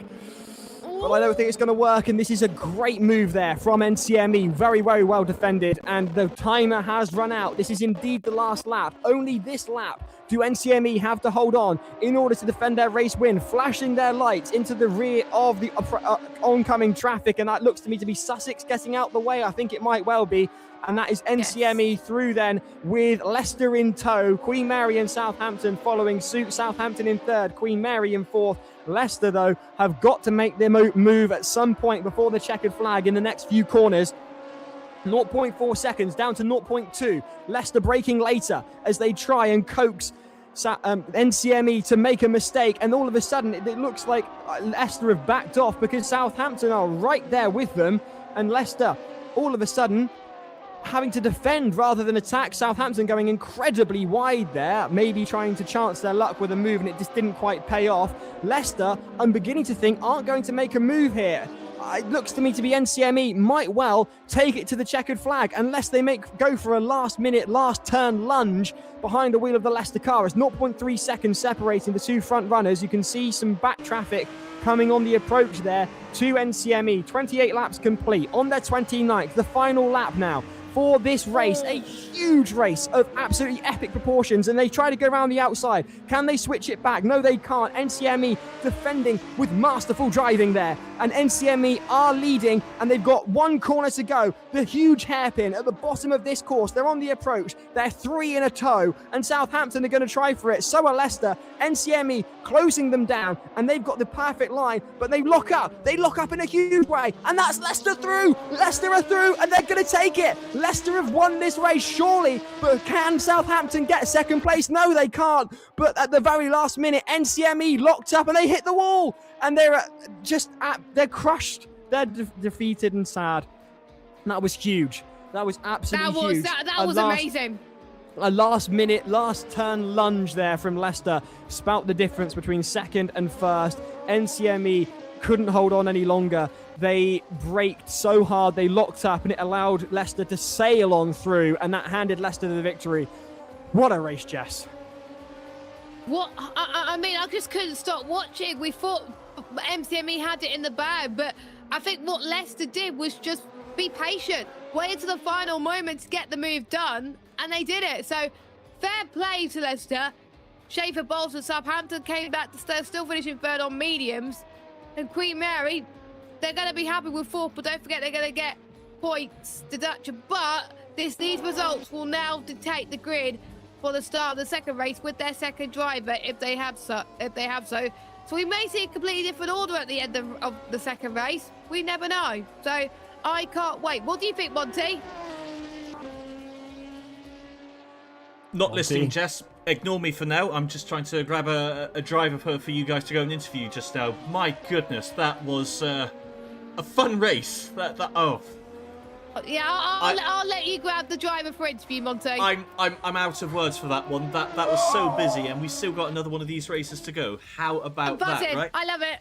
Absolutely. Yes. Yeah. Wow. Just wow. That went down to the line after an hour of racing. Wow. You know that feeling when you're nicely buzzed after a few beverages?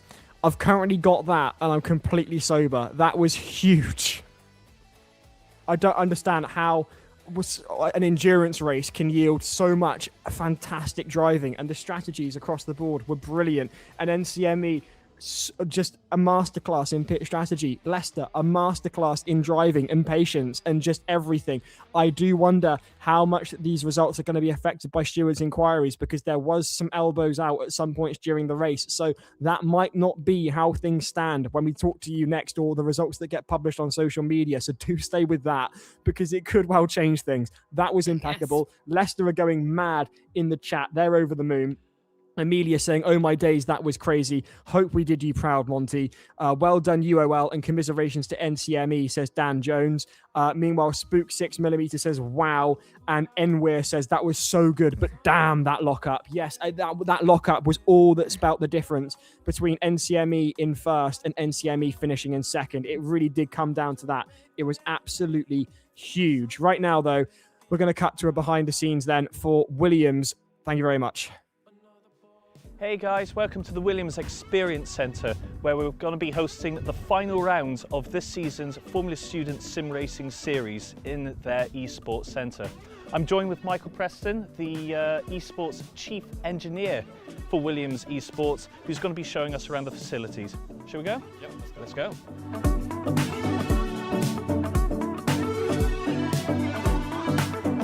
So welcome to Grove, home of the Williams Esports Lounge. So here we have some of the simulators that the students are going to get to use for the final round of the Formula Student Sim Racing Series. We have the Williams Esports Edition Playseat Formula. We have a Fanatec Direct Drive steering wheel base and a Formula V 2.5 rim. We also have load cell pedals and a 32-inch curved monitor. As you can see, there's 10 rigs here. We also have 10 rigs in the back room as well, so we can have up to 20 people racing in the same race at any given time. In the background, we also have our pro level sim rigs. So these are the sim rigs that our Williams Esports Pro drivers would use if they're preparing for events or if they're taking part in events. So this year we've used those for taking part in the Le Mans 24-hour Le Mans Virtual Series. We've used iterations of those rigs for F1 Esports as well. And we also have a F1 style pit wall, which we use to provide a professional engineering capacity, which I will show you now. So here we have our F1 style pit wall. The first thing you'll notice is the abundance of screens that we have. It seems excessive, but as soon as you start adding onboard telemetry, timing, the screens quickly fill up, especially if you want to be watching the race as well. Like we have a replay from the Le Mans Virtual Series race here. This has capacity for 4 engineers to be working during the races. We also use this for running events in the eSports Lounge as well. So if we're running LAN events or corporate events, then this is somewhere that we can run those events from if we're running session lobbies or doing admin for that kind of stuff as well. On the screen we have Motec open at the moment, so that's a tool that we use to analyse telemetry. So this is something that most of the students in the Formula Student Sim Racing Series will have become accustomed to using throughout this year, because Motec natively has the ability to analyse data coming out of Assetto Corsa, the simulator. So that's where there's one real area of crossover between sim racing and real life, is that this is a tool that's used in professional level motorsport, and the students can be using it, getting data from their sim rig at home and learning everything that they'd ever need to do using this software at a racetrack. So here's one of our pro level rigs that our Williams Esports Pro drivers would use. As you can tell, there's a bit of a step up in hardware between these and the corporate level simulators that we have over in the rest of the eSports Lounge. And the main differences from this are coming from much heavier braking pedals, the higher forces coming from the direct drive wheelbase, 3 screens, so that you can use your peripheral vision a lot more to see the cars around you.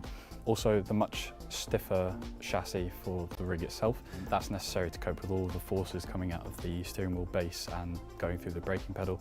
So the Husingvel Ultimate pedals that we have on this rig are capable of going up to 120 kilos of braking force.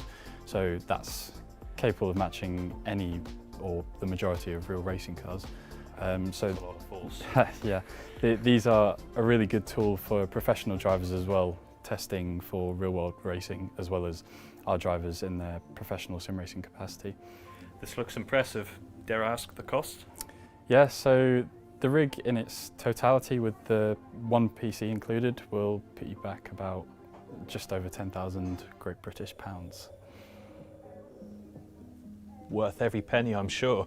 Yep, especially when you're looking for those marginal gains. Absolutely. No, definitely. If it gives you an authentic experience of what do you feel in the car on the real track, then no, definitely it's there with a purpose. Well, that looks good, doesn't it? That looks absolutely fantastic. And if you like the look of that, then make sure you tune in for the Sim Racing final, because we're going to be there in person again, broadcasting live. And last year, I must say, we had a fantastic position in the commentary box where we had the viewers area right behind us. So we got the live reactions from everybody, which was just impeccable. And if you want to be part of that, then make sure you're tuned in for the final the same week as Formula Student. More on that in the Formula Student news. Right now, as we always do, we have the winner of that race, Nathan. Yay! What on earth did I just watch? That was just... I mean, I've seen less drama in Downton Abbey. Somehow the most frustrating race I've probably ever done. Oh. I couldn't quite get the tires to work everywhere I wanted to, but and I just kept making mistakes. Let's talk. Loving the bucket hat, by the way. Jess has just commented that, saying she loves the bucket hat. Can I just go through this then? Because we saw you running the hards and some of the other teams quite close to you, Queen Mary and Southampton, running mediums. What was the thought process behind running the hards, and why are you frustrated by those tires? I mean, up until yesterday, I was going to run the mediums. Right. Okay, so last minute change then. Yeah, I did a few sort of stints on the hards and the mediums and realised that the difference in pace was almost equal. Okay. So in the end, I just preferred the hards because they didn't go off quite as quickly as the mediums would. Because in the mediums, when you hit the cliff, you'd go through one corner perfectly fine, and then the next one, you'd have nothing at all on the rear. So I basically picked the hards because I wanted to not have to deal with that. And it wasn't actually any slower. Right, and then so your frustration with the tyres stems from just an inability to get them to find a groove. Pretty much, yeah. Well, they worked well sometimes. I did do a couple of really quick laps, but most laps I'd just turn in a little bit too early to somewhere or lock up on the way into a corner, and it's like I couldn't get into a proper rhythm for the whole time. We did see that the gap between yourselves and NCME was fluctuating throughout the race. Some minutes it would drop to 0.3 seconds, and it would suddenly be back up to 0.4 seconds. I imagine as a result of that. You also had to contend towards the end of that race with both Queen Mary and Southampton, who were on the charge. Elbows were out throughout the course. Your thoughts on that? I mean, thing is, I knew I was quicker than Bolton because they pitted a lap before me. So my tyres were better and I was catching them. So I was a little bit... In the moment, it's a bit annoying when you're catching the person in front of you and the people behind you start trying to overtake you, because then all you do is drop off from the leader who gets to run away when he has the worst tyres of the four of us. We may have said that in the box. Yeah. So that's why I fought Queen Mary so hard, because in my head it was like, if I let them get past me, I'm not winning. And to be honest with you, we were wondering whether you were going to get the win, because NCME defended like an absolute trooper, in all fairness to them, and it really did come down to that last corner. What was going through your mind through that final hairpin? I mean, I noticed that a lot of people were locking up really often into the heavy braking zones.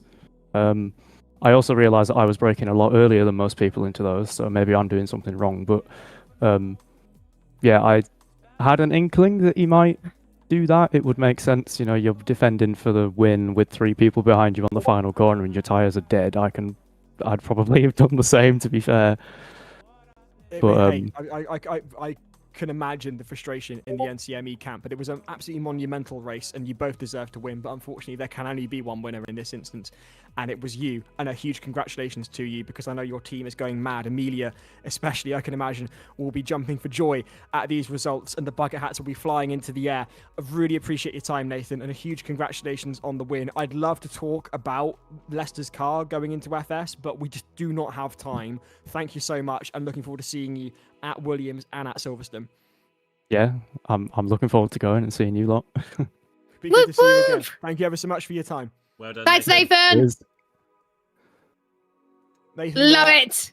Nathan from Leicester, fantastic stuff. You race winners in the first race tonight of the Formula Student Sim Racing Series. Thank you very much to him for joining us in the virtual commentary box. Plenty more to get into because it is now time for the Formula Student News. Hooray, hooray, hooray. And do you know what? Oh, no, wait. No. Is it you not? haven't got the plug. You haven't got the FSO I was going to say, plug, have you Monty. not got the one time I remember to do it? The one time I remember to do it, and I forgot to load the video into the system so people knew who this video was coming from. Oh dear, Monty! I will make sure we get that before we are done tonight. I had the setup there ready to go because I keep forgetting it every week, every month, and I thought this month I'm going to get it right. This month I'm going to remember to throw to that VT. Monty has forgotten. It is a wonderful video. I'm sorry, it's a wonderful evening of everything just going wrong, isn't it? So I'll tell you those are the best evenings. I mean, hey, at least we're not walking off set like Gemma Collins last night. Anyway, more to the point. I should say that the GC here at the Sim Racing has plenty to tell you about because the big cheeses over at the IMECI want us to give you plenty of updates ahead of July and what's going on at Formula Student. So we're going to go through those. Are we good to go through those, Monty? Yes, that sounds like a great idea. Bear with me just a second so I can get the right Just checking. Just checking. Oh dear. We're doing well tonight, aren't we? This is the FS News. Monty screwed up. Right, okay, that's one. Tonight on Formula Student, Monty has got a towel. Giles forgot that Sepang was in Malaysia, and yeah. Someone was in my ear saying Spain. I promise you that. Anyway, we're going to kick off. That was me correcting you because UCLM is not an Italian university. That would be it. Right. Here we are. Giles, hit it. Go. Here we go. Right, we've got the FS 2026 MathWorks Modelling and Simulation Award. It's brand new for 2026, and it's designed to recognise and reward teams that excel in utilising MathWorks tools for the design of their electric combustion and autonomous vehicles in the Formula Student UK 2026 competition. The deadline to enter is the 18th of June. I shall say that one more time for you. The 18th of June is the deadline, and you are going to want to enter. Why, Giles? Well, because if you get third place, you will receive £350. If you get second place, you will receive £650. Ooh. Thank you. And if you get first place, you will get not £900, not £950. You'll get a whole grand, £1,000. Woohoo! That is impressive. Thank you very much. Information is available on the FS website, and you can see it all there. Monty is showing it to you on your screens right now. Also, putting a link in the chat. Also, putting a link in the chat for everyone so you can access it that way. Right, don't say we haven't warned you. It's there, and there's £1,000 up for grabs. I mean, I've been spending most of my PhD coding in MATLAB. I'd love to be able to enter this, but equally, I don't qualify. I'd love £1,000, I'll be completely honest with you. MathWorks, if you're listening, my bank account's open. Anyway, more to the point. We've got another exciting thing from one of our sponsors. I actually really like this. I've heard about this in the last couple of weeks, and I think this is really worthwhile, a fantastic initiative to take to Silverstone. I'm going to tell you about it now. If Monty can just get it onto the screen for you in just a moment. Are we ready for that one? This one, Monty? Yep, Here we are, then. Keep reading. I think this is great. The RS Equipment Survey for Formula Student teams. So RS is one of the main sponsors of Formula Student, supply engineering components across industry very, very quickly. They can do next day deliveries. Everyone orders from RS. They want to know what Formula Student teams need the most and how they can support teams. Now get this, it's with a view to building a tool loan library at their paddock stand this year. I love that because you've been there and you've lost your 13mm spanner and you can't find one. And it's all well and good questing up and down the paddock trying to find someone you can borrow one off for 5 minutes. But equally, it'd be really nice if there was just a one-stop shop, a library, so to speak, of tools that you can borrow from a reputable source. RS, it's perfect. I love that. All you need to do is spend a few minutes and let them know what you'll need at Silverstone to get your car on track. I really would love it if someone could just comment on that survey, a car. That would be really funny to me. But anyway, the link is on the FS website. And again, the link will also be posted in the chat. Do please fill out this survey because I think it's a really worthwhile initiative and it's a great thing for RS to do. I really appreciate that. Are we ready now to talk about cost of manufacturing, Monty? Yes, we are. Here we are then. The FS 2026 Cost of Manufacturing Concept Class Real World Task has been unveiled. This is for Concept Class teams at Silverstone. Your cost lead tasks you and the team to come up with a plan to reduce your bill of material, BOM, cost spend by 10% and request you to achieve this without sacrificing your ultimate project goals. You will have 10 to 15 minutes to present to the judges at your Cost of Manufacturing judging slot. Full details with considerations for your answers are available on the FS website. Link provided in the chat. It's almost like we planned it, or at least most of it, not all of it. At least planned semi-planned it. Yeah. Hey, look, some of it's been planned. Yeah, exactly. So that's the main FS news. That's the main updates from iMechie. A lot of good and exciting stuff there, guys. So yes, all the links in the chat. Make sure you've done that by the stated deadlines as well. It's creeping up fast, isn't it? I can't believe it's May next week. Where has that time gone? Where has that time gone? And I don't it's bank like holiday soon. Yes, I mean, it is. Jess, I just need a straight up holiday. I'll tell you, I really do. So those are all the updates from the big cheeses at the iMechie. So we've given you all the updates we possibly can, and just keep your eyes out on the social media because although we do this once a month, the updates are regularly put there on the FS Instagram. So make sure you're there for that one.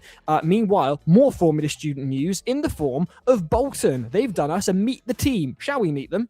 Let's meet them. Yes. I'm Luke and I'm the head of composites for NCME Racing. I joined Formula Student because I didn't have much experience when I came here and I thought the composites sounded quite interesting, so I decided to get involved as early as possible. My favourite film is quite difficult. I don't really watch too many, so I'd probably just go with the first Pirates of the Caribbean film. The goals for this year for us is to mainly make the bodywork look nicer than it did last year and keep improving on the visual aspects of the car. So the main difference for us this year is that the bodywork will be less pieces, which should hopefully make it look a bit nicer and also make it a bit easier for taking things on and off the car. My favourite part about Formula Student is probably the team working aspect and also being able to learn from other people's experiences. Yeah, all done. Thank you ever so much to NCME, and we've got a bit more from them because NCME don't just stay in. Okay, do we call? Okay, look, I've said NCME. Am I at least allowed to say that they're placed in Bolton? Based in Bolton? Are we allowed to say that? Because We the thing can is, say that they're located in Bolton, yeah, but I mean they are officially the University of Greater Manchester now. well, they're based in Greater Manchester, but that doesn't mean they have to stay in Greater Manchester because they've gone on a tour. We've got NCME on tour. They've gone on a tour of the ProDry factory. Look at this. They've sent us some wonderful images here. That's not the only place they've been to either, because I mean, look, it gets better. They've been to Ginetta. They've been to Ginetta's factory as well, so they went and had a massive geek out there. And then this I saw on LinkedIn. They've been to Gordon Murray's automotive centre as well. So Gordon Murray, one of the most renowned designers of the 70s and 80s, with Brabham in particular. Now, of course, McLaren, the F1 car in the 90s. Yeah, invited them all in. And there's Gordon Murray right there having a chat with all the NCME people, talking about all the wonderful things which he still designs. A man who's nearly 80 and still makes things which look like, well, they fit in quite nicely into Star Trek, frankly. It is futuristic. I love it. Where else have they been? They've been to see some Classica baths. This is all in the last month, by the way. Oh my goodness! Yeah, I know. They've got some. They get out more than I do. I mean, it's not know. hard, but equally. It's mad. But I mean, look They at. touch grass. I know. But I mean, look at all this stuff. Oh, it's beautiful. I tell you where they want to go is Taunton Motor Museum. They'd have a great time there. Richard Hammond opened it a couple of years ago. They'd really enjoy that, I should imagine, if they like classic cars. And Bewley. Have anyone been to Bewley? It's absolutely fantastic. They should go there as well. Bewley's definitely worth it, but no, I mean, fantastic NCME. That's we're very jealous. Thank you so much for sending all those pictures in. I mean, what was your favourite car there, guys? I got to say, many of them. I'm rather partial to the old A-Baths. I like that because it's an interesting company and they did interesting things with cars. And I like that because, you know, a car can just be a car or you can do something exciting, but it's still a standard car. And that's what A-Bath do. And I like that. Yes, I fully agree with you on that. Right, moving on. Appreciate we've only got 3 minutes to Yes, move that's the fine. stream on again. So we What have is had this a you've got submission. now? We've Yeah. had a submission of Cardiff testing their launch control system.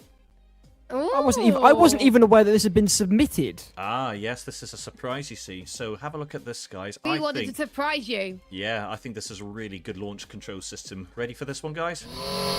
Yes, Robbie T. Oh, for goodness sake! I've been stitched right up there. Rick rolled. So that was Giles attempting to drive an FS car a couple of years ago, and he forgot to let go of the brake when releasing the clutch, and he accidentally did a burnout in a Formula Student car instead.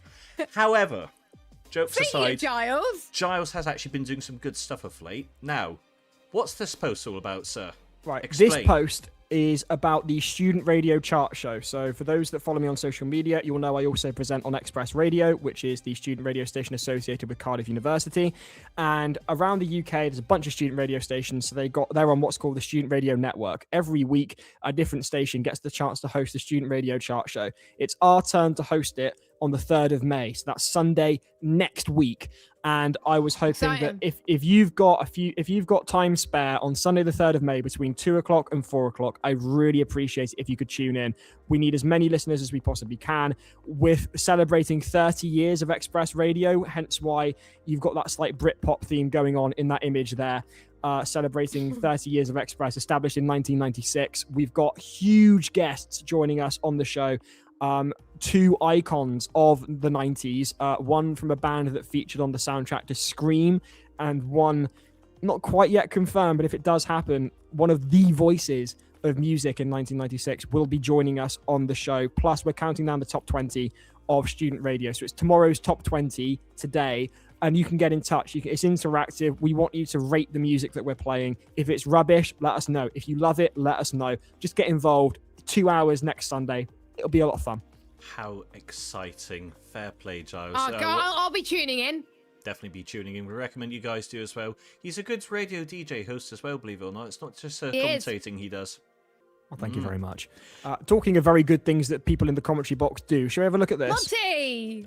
Yeah, so last thing, so you guys have heard me rabbiting on about it in the last few rounds, so ta-da, here you are, here's a picture. Yay! That was the charity kart race, which I was talking about. Racing awareness in aid of ADHD UK. There I am at the front with Josh Hill, son of Damon. He did turn up as well, by the way, really nice guy. And in the middle there is Lauren, known as the ADHD Queen. She is a charity representative for ADHD UK. And behind us are our merry drivers. 25 teams in the end that turned up. You may recognise those bucket hats. You may recognise those bucket hats. There's that top hat. Yeah, there we are. There's Hugo Ward and Top Hat Tyler was there. Top Hat Tyler was there as well. That's Amelia there, by the way. So she also got into a kart, so that's brilliant. Where did they finish? Where did Leicester finish? They came 7th in one class. I can't remember where they came in the other one. There's Top Hat Tyler there, wee muggins. And we also had Cambridge take part. They actually won. There they are in the green suits. So Cambridge also put in an entry as well. So thank you very much for joining us, guys. And actually, we got Monty. And actually, it was won by these guys down the bottom corner here. This young lady, Lily Mae Watkins, is a GB4 driver. So one to watch out in the future for sure. She absolutely spanked us all thoroughly. Won it by such a huge margin. So definitely a talent to watch in the future there. Great variety of talent. And yeah, we raised £2,500 for ADHD in the UK. So, yeah, it was a great day with, well, there they are, all with their trophies. And we got Silverstone coming up in August, which I'm excited about. Yes, I'm going to be there. There's the trophies. Oh, thank you, Jess. There they are waiting. And, yep, there's some pictures of them all. Oh, there's Top Hat Tyler with his helmet with Valentino Rossi on it. Tryharding. And there's someone looking very surprised to see someone on top of his helmet screaming at him. But, you know, there you are. So, yes. I mean, hey, if someone's going to scream in motorsport... have we got photos with a certain celebrity that turned up? Or are we just keeping that on the down low? Alas, Damon did not take any photos. He was there to support Josh, and we fully respect he was there in a fatherhood capacity. Fair shout. Oh, fair shout. Good old Damon. And his, Josh's brother, Ollie, also turned up as well. Oh, sick. Wonderful person. Wonderful family, have to say. And a huge thank you to the Hills for giving up their time for joining in. It really was a good day of racing. and a lot of chocolate because it was Easter Saturday, of course. Yum. Nice. So, Meanwhile, yes. I think Dan Jones has made the best suggestion so far of what RS could bring to Silverstone. A massive box of 10mm sockets. I would agree with that. I'd agree with that. I agree with that as well. Interesting. I agree with that too. I think we're about to get going with the second race. Until lights go out, do me a favour, throughout the rest of the coverage tonight, whilst we're racing, just comment the most random or silly thing that you can think with an engineering formula student bent that RS could bring to Silverstone to make us giggle. Please do. I'd love to know. This would be fantastic. We'll read them out during the event. See if we can get them shortlisted and get RS to let us know what's the best ones they have. I.e. lubricant. Just, you you need it, but equally, it is funny. And also suggestions for FS merch as well. They're looking for that. So if you got any suggestions for FS merch, make sure you check out the FS socials. I know exactly what I want on FS merch. I want Monty's face on a T-shirt, and on the back it says "Hold my ravioli." That's exactly what I want. And I want a T-shirt saying "There's only one other Shoutle." Genuinely though, if anybody from the IMECI is listening to this, Monty on your chest, hold my ravioli on the back. Make it happen, please.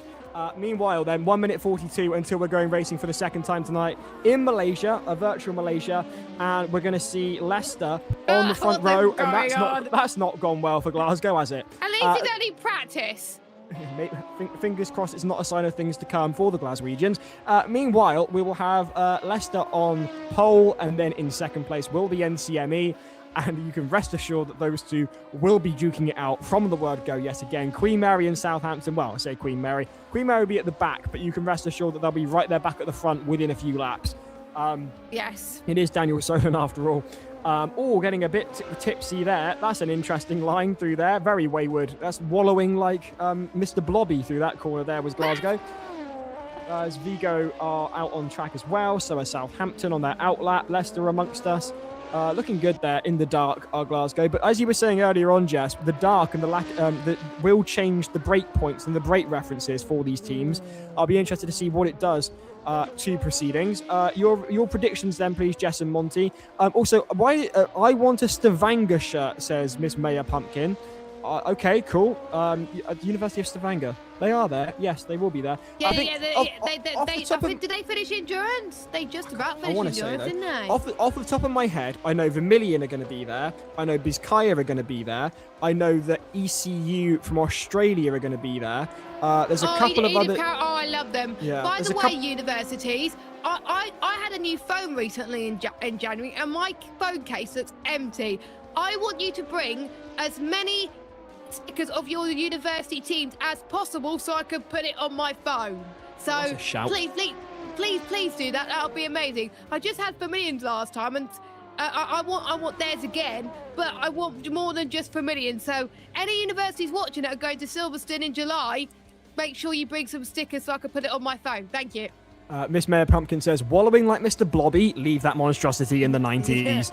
I mean, I can't help but agree there. I will be honest with you. Mr. Blobby, what on earth were you lot thinking in the 90s? A very strange concoction there.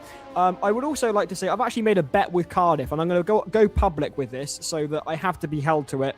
Because Cardiff are making the transition to electric vehicle for the first time this year, and it's never easy, and most teams take a couple of years to do it. They're being ambitious and trying to get it done in 12 months. We'll see whether that happens at Silverstone. But I've said to the team, I'm going to say this publicly, because they've actually found the item of clothing in question for me to wear. If they get through scrutineering and run 10 meters in any dynamic event, whether that's sprint, skid pad, endurance, or acceleration, if they run 10 meters of whatever course they're racing on, I will spend the rest of the weekend, whenever this occurs, commentating in a Welsh... What's the word I'm looking for? I've lost my train of thought. That's gone well. Accent. No, not a Welsh accent. I wish I could, unfortunately. A Welsh top. No. What's the thing from Scotland? I'm half Scottish. I should know this. Kilt. They're going to combine Scotland and Wales into one for me. Yes! It's going to be a Welsh-themed kilt.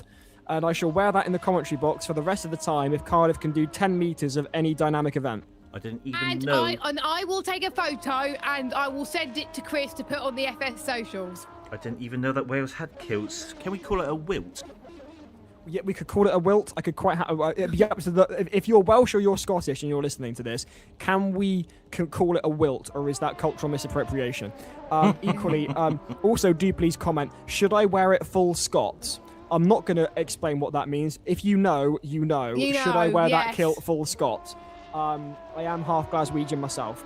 Anyway, moments away then from race 2. The sun beginning to reappear then by the looks of things. We've already gone through the darkness. I'm on 8th Welsh, by the way. I found out the other day that I was an 8th Welsh, so there you go. The more you know, Jess, the more you know.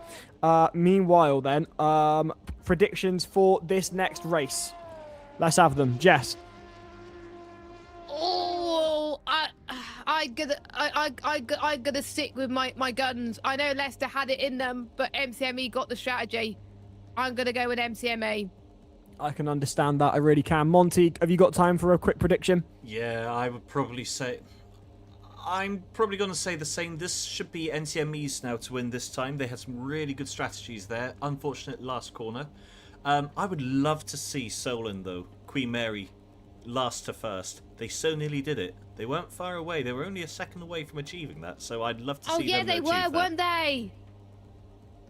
I'll be interested to see what Vigo can do here, whether they alter their strategy or whether they stick with it and hope that it does better this time than it did the first time. We'll see. I've just realised another team who are missing. Hit me. Who? Delft. Yes! Oh, yes! Where are Where's our them? Dutch giants? Where are you guys tonight? More to the point, should we be admitting that we've only just spotted that, or should we just let that slide down the left side? Nope, we are admitting that one now. We're so sorry, guys. There was so much going on. I was going, there's definitely someone here we haven't spoken about yet. They did pre-qualify. Ah, that will be why then.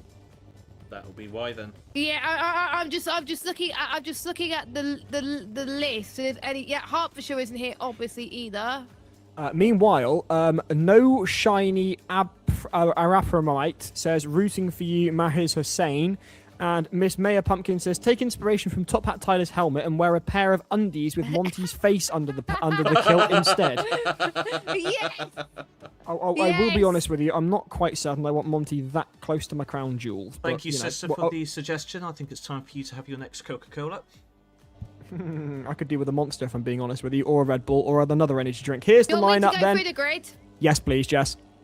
Here we go. We've got Leicester, who won the last race. They're going to be starting on pole with MCME in second place. They're looking to fight back after them losing on the last lap. We've got Southampton in third, Vigo in fourth, De Montfort in fifth, York A in sixth. We've got Glasgow's A team in seventh. We've got Vermilion in eighth. They had a very good race in race 1, so we'll see what happens there. Aberdeen in ninth, Biscaya in 10th, Strathclyde A in 11th, Islamic Technology University in 12th. We've got MTU in 13th. We've got Exeter's A team in 14th. We've got the Turkish University of Seluk in 15th. We've got Balmont in 16th. We've got Kingston in 17th. Oakland College in 18th. Sorry, I'm going fast, Monty, because I know the race is about to start soon. We've got Sussex in 19th. I got this right this time. Hat Giles. We got Hertfordshire's B team in 20th, Hull Alumni in 21st. I've also realised that Hull's A team is not here either. We got Exeter's B team in 22nd, York Alumni 23rd, UCLM 24th, and as we alluded to earlier, since Queen Mary is a one driver entry, they're going to be starting at the back, and Monty's going to think that they're going to go from last to first. I said there we go. Hope. We're done. Hope, Jess, we not hope. think. I got a funny feeling they will, but I'm going to keep my thoughts to myself because we all know what the commentator's curse can do. Anyway, exactly. Leicester on the front row in pole position, NCME alongside them.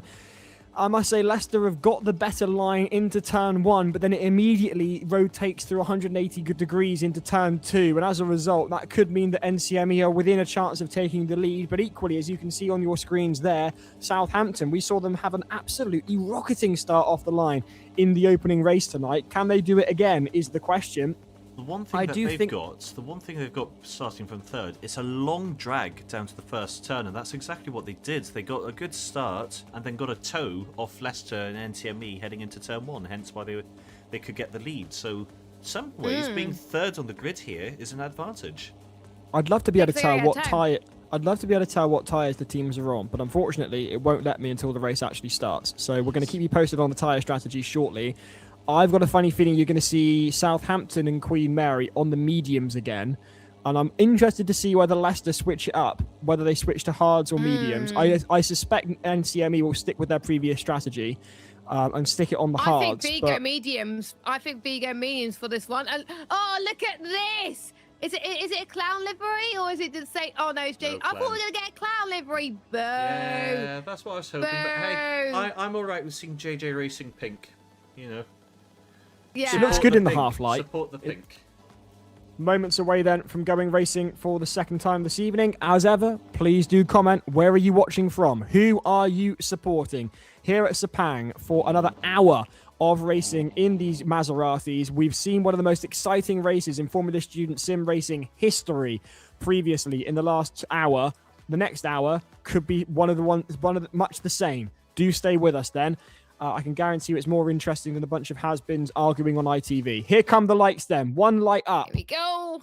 Here come the revs. They're building towards all-out action for the next hour here at the Formula Student Sim Racing Series, live with Giles, Jess, and Monty. Here come the revs. Here come the lights. And away they go, and Southampton make a break for it yet again, and they go round Leicester as though Leicester was a grandmother going for a Sunday drive. Meanwhile, they are already on the inside then of NCME, and Southampton belt it up into the lead, leaving Leicester gawking in their wake. Leicester have had an absolute disaster. They really have. They are well down. They're down into 8th position. They started in the lead. This is an absolute disaster for Leicester off the line then, as all the teams go wheel to wheel. It's a swarm of bees, Jess. And here, talking of swarming bees, is Queen Mary and Bright Orange going through on your pole-sitting Leicester. What an absolutely huge start. A magnificent start for Queen Mary. A start that does leave me thinking, is that a good start or is it a jump start? I've got a question. I'm not saying anything. It's a question. I hope it's not a jump start, Giles, because or it might be people that did get a good start off the line. We don't know. But one other driver that's had a good start is a team from De Montfort. They're in third place. They avoid all the carnage. And they're chasing down MCME Racing as well. The question is, we got the tyre strategy now, but whilst we talk about that, Vigo trying to get a move on De Montfort as well. A little bit of a love tap, and we got De Montfort trying to get a switchback of dreams here. It's like taking candy away from a baby, but Vigo's going to be like, no, thank you. I'm not going to be the one I'm not going to be the one that has 4th place in that. And we've got Queen Mary up another position past Leicester. Leicester is struggling. Leicester's on those mediums, so is Queen Mary, as all of us predicted they were going to be on. MCME on the mediums, so is Vigo. Southampton on the mediums as well. The only ones on the hards are De Montfort, York A, and Exeter is up into 6th place. They've had a cracking start as MTU's up into 8th. There's a lot of position gain all of a sudden. I wonder if a lot of drivers have not had there's a spinner. Who was that? That's Kingston. That's Kingston taking out Hertfordshire's B team. Monty won't be happy. Hertfordshire's B team taken out by Kingston there by the looks of things. Interestingly, of all the starters and all those that we saw right at the front of the race previously, last time out, the only team to change their pit strategy is NCME. They have switched on to the mediums, and they've gone for a different strategy in this second race, I think. I think they were on the hards last time out. And as a result, this could be really rather interesting to see what happens then with NCME. Meanwhile, here's Vigo in 3rd, De Montfort trying to get through on them. There's Leicester under pressure from MTU. What on earth has gone wrong for Leicester? They were very, very slow off the line. Southampton having to pull around them off the line as the lights went out, and they are now down in 8th position with Munster troubling them. And I do wonder what on earth has happened to our previous race winners. Meanwhile, here is Bizkaya and Vermilion going wheel to wheel, duking it out. Bizkaya looking to the inside here on Vermilion, but thinking better of it, and Vermilion managed to hold on to 12th place. Bizkaya in 13th. Queen Mary go through on Exodus 18. Exodus 18 were a DNF last time out. They're going to be hoping to actually get some points on the board in this second race. You can see them there on your screens, or so you can see their shadow. The light will improve, and you'll be able to see that gorgeous British Racing green with hints of gold there. Meanwhile, you can also see York's 18 coming through past there. York's A team in 6th. Queen Mary have gone through on them as well. York A, though, saying, no, thank you, I'll have the place back if you don't mind. They close them back down. That's Queen Mary having to try and get the switch back, going through on the inside there. And they're going into the left-hander now, and that's York have been relegated down into 6th position. And Queen Mary make sure they stay there definitively and pull away in the process, closing in on Queen Mary. De Montfort are now. Queen Mary are closing in on De Montfort. With University of Leicester overtaken by both Glasgow and Munster in the process, with Aberdeen going through on them trying to go through on them as well. Leicester being absolutely swamped, Jess. A real turnaround in fortunes for our previous race winners. And there's one team that's looking very consistent. It's MCME Racing. Meanwhile, we've got Exeter A and York A fighting for it. We've got Vigo fighting for it as well. There are loads of people fighting it. Aberdeen's almost had a bit of an off with their second driver. I'm so used to a Scottish racing race 2, but he was racing race 1. So there we go. I'm a bit shocked, to be honest, but at least they're not having a one-driver entry, which is good news, and they're having a decent running of form. As of at the moment, with 55 minutes to go, York and Luminai are making good way on the hard tyres. And bearing in mind, they would have seen what was going on in race 1. They can think really well about their strategies now. Can they split it up with 2020, or will they do something else? Well, some people have got to think better on their feet. Leicester being one of them. Vermilion's dropped down quite a few places down to 13th. They're not having the best of times already. They had a good race in race 1 and race 2. Building as well, and someone's had enough in the background. That's Aberdeen, I think, and York A has had enough too. No, not York A. What am I on about? York's alumni team has had enough too, and they're for a reason, joking. But they dropped down into 20th place. Right, let's go through this though, Jess, because I've spotted something and I've got a conclusion to make, and I know that Amelia is going to throw her bucket hat at me. I don't think Leicester are in this anymore. I think Leicester are out of contention for this race win. So as a result, the top four are ones to watch. We've got Queen Mary, Vigo, NCME, and Southampton. Now, Southampton, we know, can lap quickly. They were leading the opening parts of the first race this evening. So they're back into the exact same position they were again. But we've also seen them make mistakes during the forthcoming 54 minutes. And as a result, I wouldn't count NCME out in the slightest. In fact, we know they've got a keen team of strategists on their ear, over their shoulder, telling them exactly what to do, and it nearly paid off last time out. They've switched up their pit strategy and put their team on mediums this time. I've got a funny feeling. And meanwhile, there is Hertfordshire's B team well into the grass. An absolute disaster for Hertfordshire's B team, sending them well down the running order, as is Vermilion. They are well down into 19th, an uncharacteristic 19th for the Dutch. Not good for them. Meanwhile, Danish. Back to Danish. Thank you. Meanwhile, Giles. Dutch, Danish. It's all points on a map. Meanwhile, back to what I was saying. NCME, I reckon, could well be in with a shout here, as you were saying at the start of this race, Jess. I really do. I think Southampton have really got it. 3 wide indeed, through into turn 1.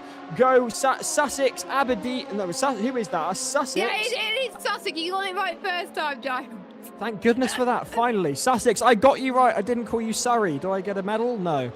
Miss Sussex then, duking it out with UCLM, and is that IUT as well?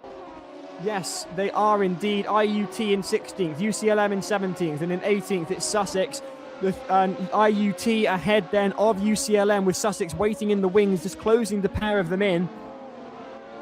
But Southampton are 2 seconds ahead and can ill afford to make any mistakes with a team as precise as NCME really are. And facing the wrong way is IUT. That's gone completely the wrong way for IUT, and that puts them down into 21st. That's put them down into 21st. Exeter's B team going through on them to add insult to injury, and that puts IUT down into 23rd as Kingston go through as well. A real disaster there for IUT. Southampton leading, NCME in second. The sun rising over a virtual Sepang. Here, meanwhile, you're on board with NCME. It's beautiful, Giles. I love it, the views of the clouds as well. This is going to be, I think, tricky, for the drivers, because, again, the visibility has changed once more. It really has. And I just want to know your thoughts then, because I'm really, really interested to see why NCME have chosen to swap onto the medium rather than the hard that they ran in the last race, because it worked near enough perfectly for them, were it not for those last moment lockups through the hairpin at the last lap, which lost them the race and put them into second. But equally, second place is nothing to sniff at. Why make the risk when you've seen what can work previously?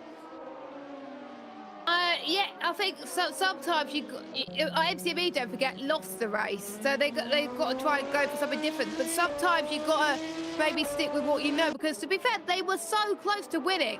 If it wasn't for Leicester going for the move, they would have done it anyway. So yeah, I agree. But with any team, they always got to debrief, haven't they, and try and figure something different on how they're going to do. So we'll find out very soon, as we've had a lock-up from Leicester. So their woes are continuing once more from a virtual Sepang, which is not based in Spain, is based in Malaysia. I'm gonna keep saying that to the cows gone home.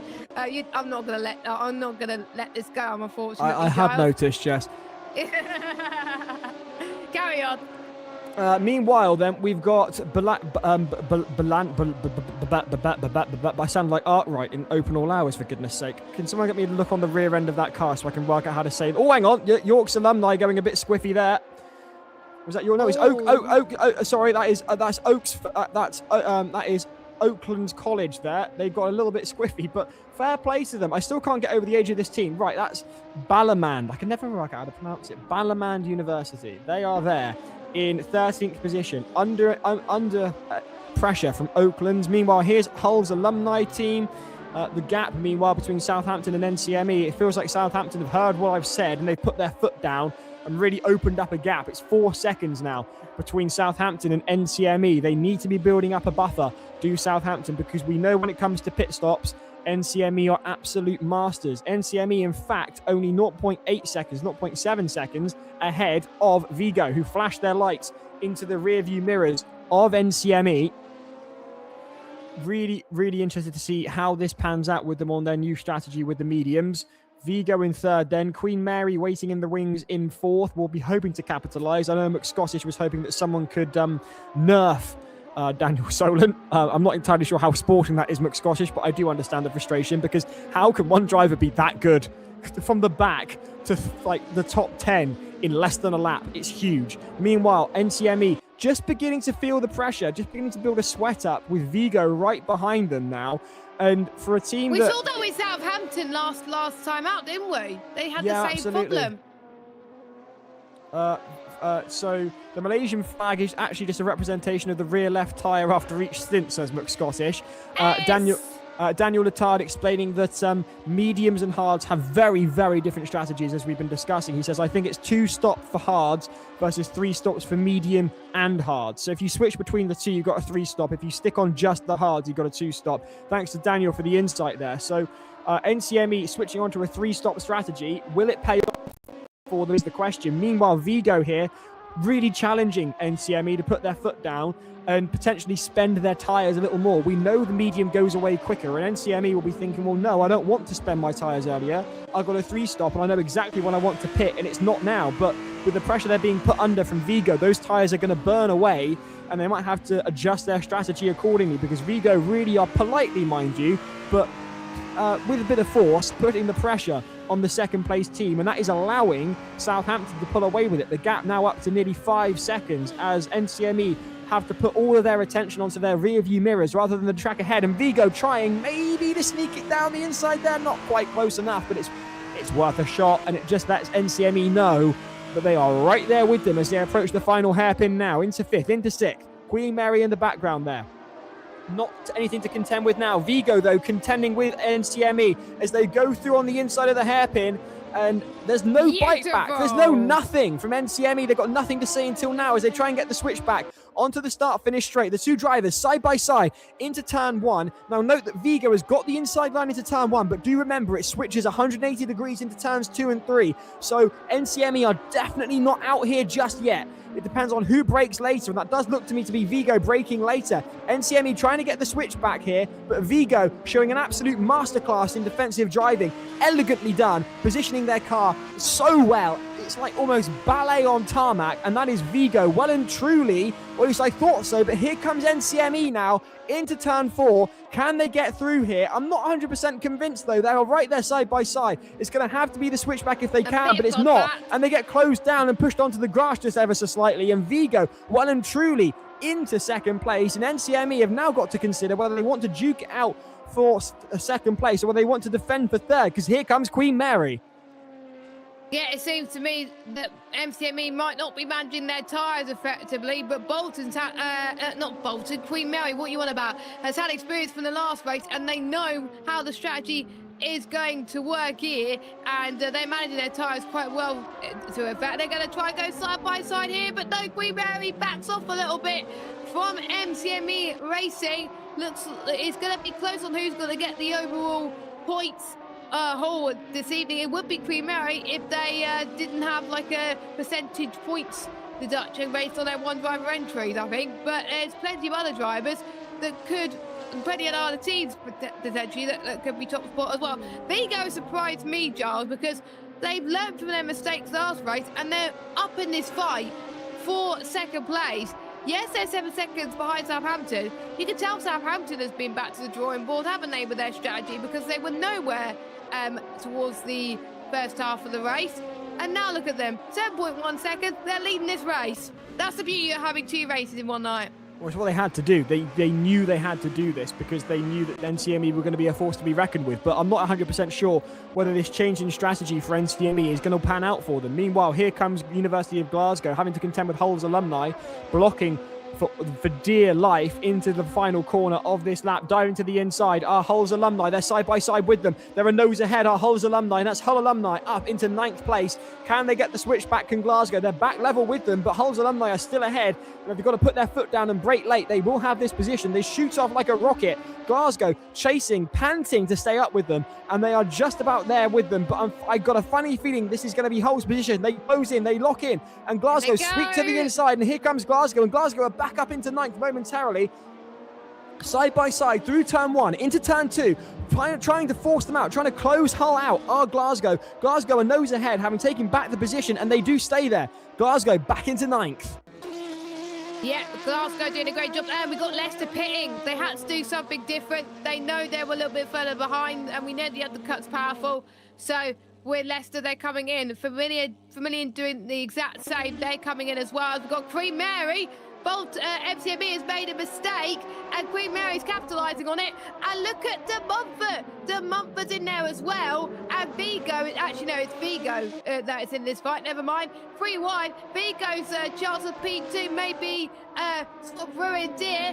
But Queen Mary looks like he's going to get second from last to second place. What a move from Dan. Absolutely genius from Mr. Solent there. Absolutely impeccable, and that leaves Vigo just absolutely lacking behind there. Mouths agape at what they've just witnessed there. NCME down into 3rd, Vigo into 4th, Queen Mary up into 2nd place. 10.5 seconds between Southampton and the 2nd place car. That's the buffer they're going to need if they want to take victory here. Queen Mary clearly knowing something's up because they are right within reach of the championship. If they can just hold off Southampton, who are only 5 points behind them. Southampton are smelling blood here, and here goes Vigo into the pits then, the first of the front runners into the pit lane, and it is Vigo, the Spaniards, who head for either new tyres, new fuel, or both. We'll see, we'll find out. What are they going to switch on to is the question. Both the front 3 are all running on medium, so you can expect them into the pits anytime soon. As you can just see there, Queen Mary locking up, tyre smoke emerging from the brake discs there. Meanwhile, Vigo in the pits, plenty coming through on them, but do remember that Vigo will be able to take back a lot of these positions as the rest of the drivers are forced to pit because the tyres will go away. A lot of them, though, on hards. Vigo running that slightly more aggressive medium strategy. They've just got to make sure that they can capitalise on it. Plenty of comments coming in. Thank you very much. Apparently, I'm showing my age tonight with my pop culture references, but you know, that's what I do. Mr. Blobby Open All Hours and Downton Abbey. Yes. Meanwhile, Mr. Chapman may have spun out. Scottish cannot confirm or deny that Mr. Chapman spun out. And it is a big lock up from the number 3. Oh, no. Synchronised spinning from De Montfort and York's 18. Yeah, York 18. Or as Monty likes to call them, York. Oh dear, oh dear, oh dear. I'm in that mood tonight, okay? Not you, then. Glasgow's gone. Glasgow's really gone. Oh, no. Oh, from bad to worse from De Montfort. Oh, but they're doing so well as well. Oh. David just, oh man, I really feel for De Montfort. I'm not convinced that was their fault at any point. Just a real bad run of luck, and that puts DMU back down into 8th. Meanwhile, here's Vigo. They are currently in 11th, but they are the first of the front runners to pit. So as those other drivers ahead of them have to change to fresh rubber, they will be hoping to capitalize. It's a question of how much can they capitalize, or were they in prematurely? We know they like to come in early on these tires and in this race. Meanwhile, here's Southampton. They are staying out for another lap. Are your front runners with 11.1 seconds between themselves and Queen Mary. Queen Mary only 0.9 seconds between themselves and NCME. As NCME dive into the pits, they are into the pits are NCME. They started in pole. They lost out quite dramatically. Not quite as dramatically as Leicester, though. Where have Leicester gone out of interest? They're down in 17th for a team. That NCME started in second, but Leicester, it's not gone very well. Okay, keep your eye then on the screens then. Who's going to come through in on NCME? Jess, talk us through it. Wow, I'm just trying to look at my screen right now, but there's some drivers that may not have been in the pit sure that they would have liked. So we'll keep an eye on the ones that have pitted recently, including Queen Mary. As let's see, it's gonna be tight. They're coming out of the pits now. We're seeing side-by-side action in front of MTME Racing, and no more energy drinks for me. Shut up, Jojo Scott, joking. I don't have energy drinks. I just thrive on being hyper naturally. I don't have energy drinks. I was going to say, I'm not convinced the world could cope with Jess on an energy drink. It might create the singularity. I don't like energy drinks anyway, but your answer to the question is Queen Mary ahead of MCME? Yes, but they haven't pitted yet. But it said that they did, which is weird. Interesting. Plenty of drivers in the pits. Glasgow, Sussex, York, USM, Strathclyde, of course, Aberdeen and Exeter's B team all in the pits. Vigo lapping currently in 4th, making those positions that we knew they would because the other drivers have yet to pit. Exeter A team yet to pit. Munster yet to pit. Queen Mary yet to pit. Southampton yet to pit. NCME have pitted. They're down in 7th. They'll be hoping to do the same as Vigo, but on fresher rubber. It's a really interesting race for pit strategy tonight. Not to mention the wheel-to-wheel stuff has been absolutely excellent as well.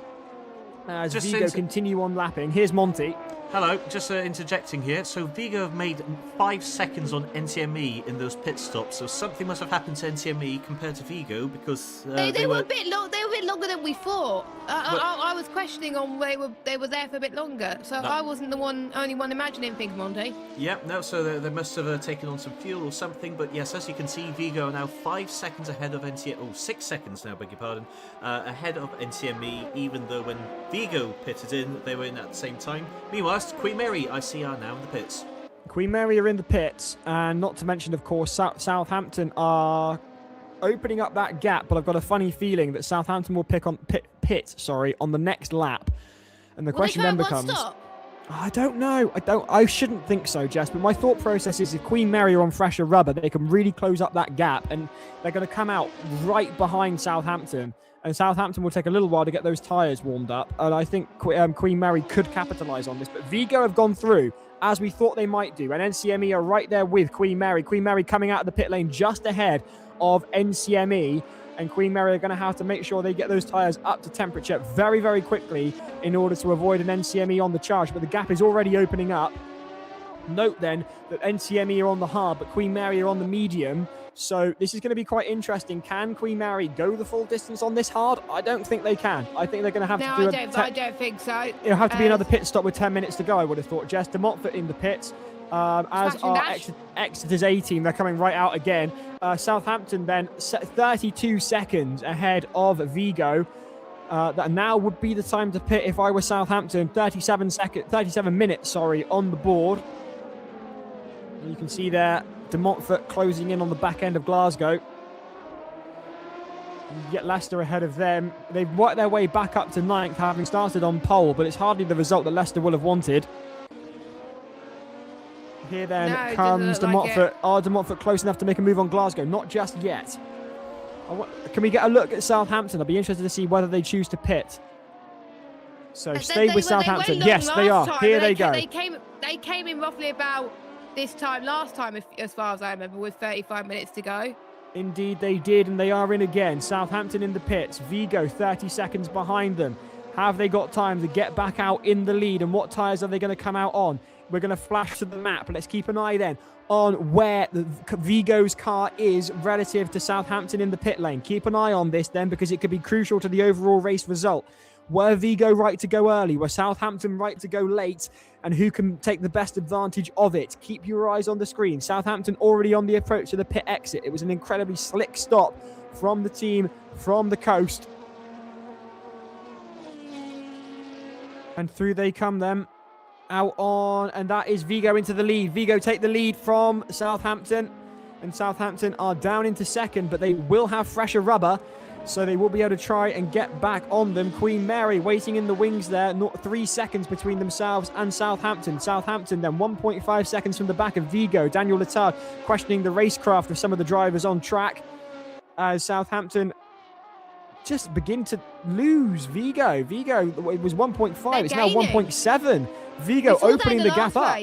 It does surprise me though. Last week with Leicester, but they clawed back at the end. So it's not over for Southampton. No, but Southampton should be closing in, I would have thought. They're on fresher rubber. There's definitely different tactics going on here. I mean, Vigo came into the pits 10 seconds behind Southampton, so for them to make up 11 seconds, I think Vigo committing to a 3-pit stopper.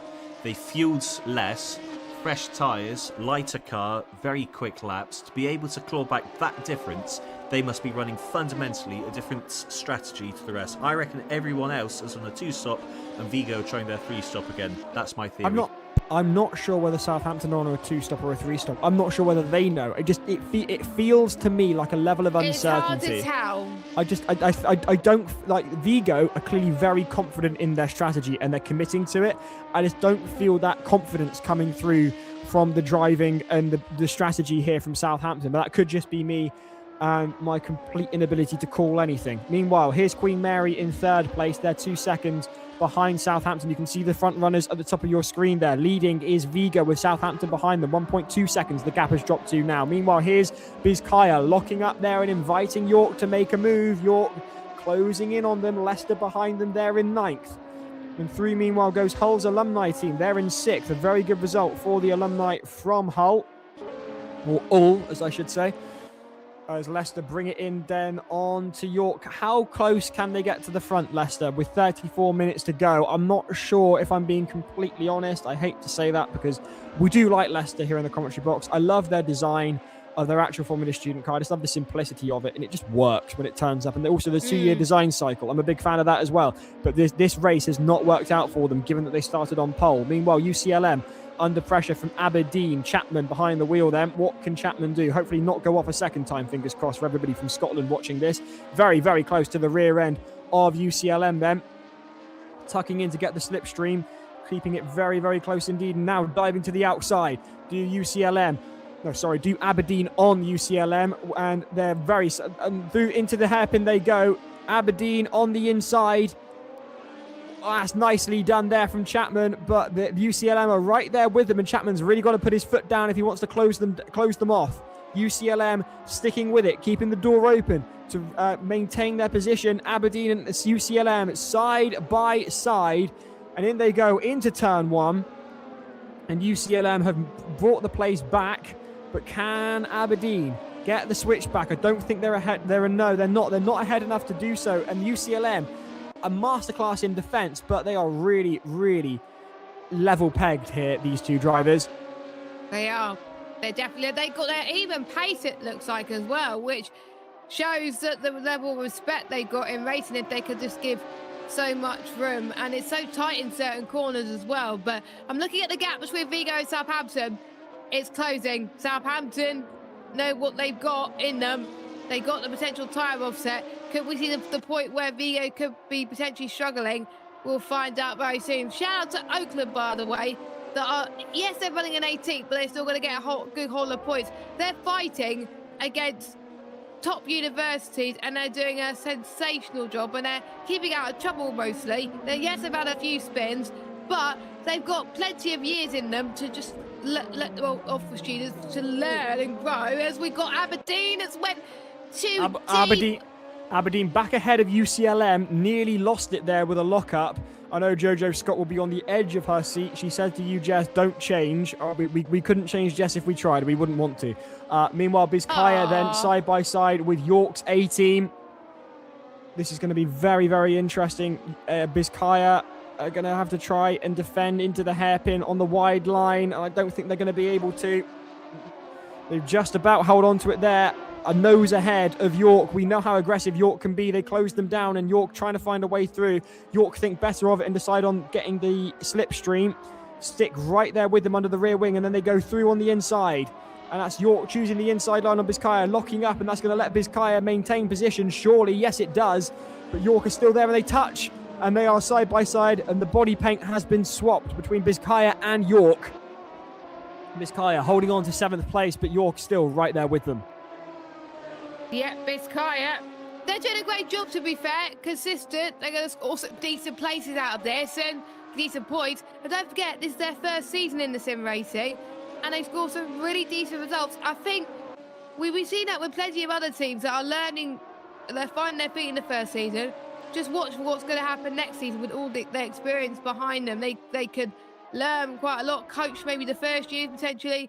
It's a great machine, and I can't wait to see what they've got with their real life car in Silverstone, because they could be the ones to watch. Sorry. I've got to interrupt you. I'm just keeping an eye on the timing board, and I've got a funny feeling the gap between Southampton and Vigo is dropping. I think it keeps fluctuating between 1.1 and 1.3 seconds, and I've just got a funny feeling Southampton might be about to reel them in just a little bit. Yeah, Vigo's heard this. They're putting the hammer down now. Southampton have no choice but to put the hammer down, because they have got Queen Mary right behind them. In fact, Southampton have just put in the fastest lap. Southampton feeling the pressure from Queen Mary, and as a result, reeling in Vigo. But the gap is reopened now to 1.5 seconds as Southampton look to their rearview mirror and decide defence is better than attack, because they're going to want to hold on to this position. They are going to get the points ahead of Queen Mary. Queen Mary will have a percentage reduction applied to them because of the one driver entry. So Southampton will want to finish as far ahead of them as possible in order to maximise that gap to try and overtake them in the championship standings. Remember, only 5 points separating Queen Mary and Southampton. And Queen Mary will be well aware of this as well, and will want to get ahead of Southampton to minimise the damage from the percentage reduction. Here comes then Queen Mary on Southampton, reeling in your second place in the championship, second place in the race as well, as your front runners Vigo have to contend with back markers ahead, and that will allow both Queen Mary and Southampton to close in. Queen Mary trying to find the ideal moment to make a move, slotting into the back there as they head into the final corner. Looking to the outside, can they go through here? He's on board with Southampton. Queen Mary looking to the inside of the hairpin. They aren't close enough to make a move. I was wrong. I've got my geography wrong. We're in the completely wrong part of the track for that. But regardless, 0.3 seconds is closing in. It's nothing. It's absolutely nothing. And there's a big crash in IUT. IUT are a casualty there, and that allows Queen Mary to go through. IUT, one of the back markers, making contact with Southampton. That span IUT out of the race, and Southampton had to concede the position to Queen Mary in the aftermath of that. I'm not convinced anybody's going to shed any tears over it, because IUT are actually running in 25th. So I imagine Southampton, more than anything, will be rather irritated than guilty over that. Yes, I think they're going to... Well, there are words I could say, but unfortunately they're rather Anglo-Saxon. Looking up there are Queen Mary, but they're ahead of Southampton, and Southampton will be cursing IUT there. Meanwhile, both Queen Mary and Southampton going through on Vigo, but I can't see where... Vigos are in the pit. That had to be where they were, and Vigo are pitted for the second time in this race, as they have to with their aggressive three-point strategy. Queen Mary then leading the race, locking up ever so slightly though. In fact, more than ever so slightly. There's a fair bit of tyre smoke coming off of that. Have they been a little too aggressive in order to get to the front? And is this going to cause them problems? Southampton will be hoping so as they try to close in. NCME going through on Vigo now. Well, if they're too aggressive, they're going to lose. They're going to gain tyre wear, which means they're going to lose so much time in these next few laps, and that's going to allow Vigo to close in. Or are they going to do the same as what Leicester did and try the aggressive strategy, pit later than Vigo, and try and close in and win the race? But you can't guarantee what happened in race one could happen in race two, because of course for most of the drivers they haven't raced in race one, so they don't know what they could be doing. But it's not going to be that long before they pit, and if they were to do the two stop, they would pit ideally with 7 minutes in 7 minutes' time. So about 20 minutes to go, potentially. And we'll keep an eye, of course, on the pit stop. So Leicester is in. Leicester's in at the pit lane. So they're doing their second stop now. It'll be interesting to see what tyres they go on. But we won't know until they come out of the pit lane what could have been for Leicester. But a brilliant job for them in the first race, I could tell you that. So we'll find out how that fares towards the end of this one. Sorry, Giles. I just wanted to challenge something that McScottish has been saying here. Can't believe the leaders are bullying IUT. With all due respect to IUT, I can understand the frustration when you're trying to lap as fast as possible and it's going to make a difference in terms of your position and you come upon a slower car. I mean, when you're in the red heat of racing, the words "get out of the chuffing way" come to mind. And I can imagine that's the thought process that was going through the minds of both Queen Mary and Southampton when they were contending with IUT as a back marker there. So I can understand where they were coming from, with all due respect to IUT, who have actually got up ahead of Hertfordshire's B team now and are no longer in last place. They're up into 24th. Meanwhile, Queen Mary then opening the gap up on Southampton to 1.3 seconds as here comes NCME potentially on the back end of Southampton. Is it? Is that, or is that a back marker there? No, it can't be. That's NCME right there. The gap is like... Yeah, there's three drive. There's three teams that are running. Yeah, seven. It's a 16-second gap between NCME and Southampton. It's another lapped car, and it's another lap car that is looking bright yellow, so it's more difficult to tell than I'd like. NCME then 16 seconds to close in the front runners, but remember, they're on that slightly more conservative strategy. You can see them running hard there. I suspect Southampton and Queen Mary will have to pit beforehand, and that's when NCME will be hoping to capitalise and draw them back in before a quick splash and dash onto the mediums themselves. We know they're going to have to pit a second time unless they're being very bold and brave and getting in the quick laps on the medium and then putting the hards on and hoping the hards last until the end of the race. I don't think it's going to work. I think NCME have got to pit. The question is when. I don't know. I really don't know. I think they're going to probably do a splash and dash. I did just see someone come into the pit lane. That was a pink car, or I might have been wrong, or I might just be imagining things. Yeah, I wasn't imagining things. UCLM have gone into the pit lane, so we're almost at the final phase of this race. We don't know who's going to win this one. Could this be a photo finish like we saw in the last race? I don't know, and we don't know which strategy could be right. Of course, they've done a lot of practice going into this to find out what is the right strategy. Southampton, the gap. It's there's one point where it's increasing and then it's decreasing. It's just like the gap is relatively stable between, fluctuating between Queen Mary and Southampton. You could probably, we're definitely seeing why there are the top two in the championship right now, like they were last season. Meanwhile, I just wanted to highlight a comment that we've just received from McScottish. If anyone from UCLM sees this, Gonzalez has an Amazon delivery. Can someone tell him he needs to stop to go and get it? Excellent stuff. Please don't. No, well, exactly. Absolutely. Meanwhile, then, we've got UCLM trying to close in on... Well, who's that ahead of them? Because that's not Oakland's in blue. Oakland's don't run in blue. I know that for a fact. So the UCLM are lapped, so it was Southampton. I see. There we are then. Southampton trying to make their way through the back traffic. Queen Mary, 1.1 seconds, 1.2 seconds near enough between the pair of them. 19-second gap now between NCME and Southampton. That's actually opened up. Yeah, that's very well done. But then again, I can't help but feel like it feels like Winged Fury, like Flight of the Valkyries will be playing in your head when the black and purple of Vigo appears in your rearview mirror. Exactly. It just feels intimidating. You know what I mean? Like, I just wouldn't want to be in the way as IUT do just that and get out of the way very quickly. To be fair, that used to be me in races where every time I always think when I'm going to get lapped rather than if. So you always got to think when to move out of the way. Plenty of comments coming in. Do please keep them coming in. Where are you watching from? Meanwhile, Solon says... Yaz27 says Solon might just be better than 2018 LeBron. Or do they mean LeBron James? Yeah, I thought it could be LeBron James as well, but I don't know. Your sporting metaphors go over our heads unless it involves 4 wheels. Anyway, Oh, here is Southampton or Queen Mary? exactly 0.1 seconds between the two of them. Southampton have reeled them in finally.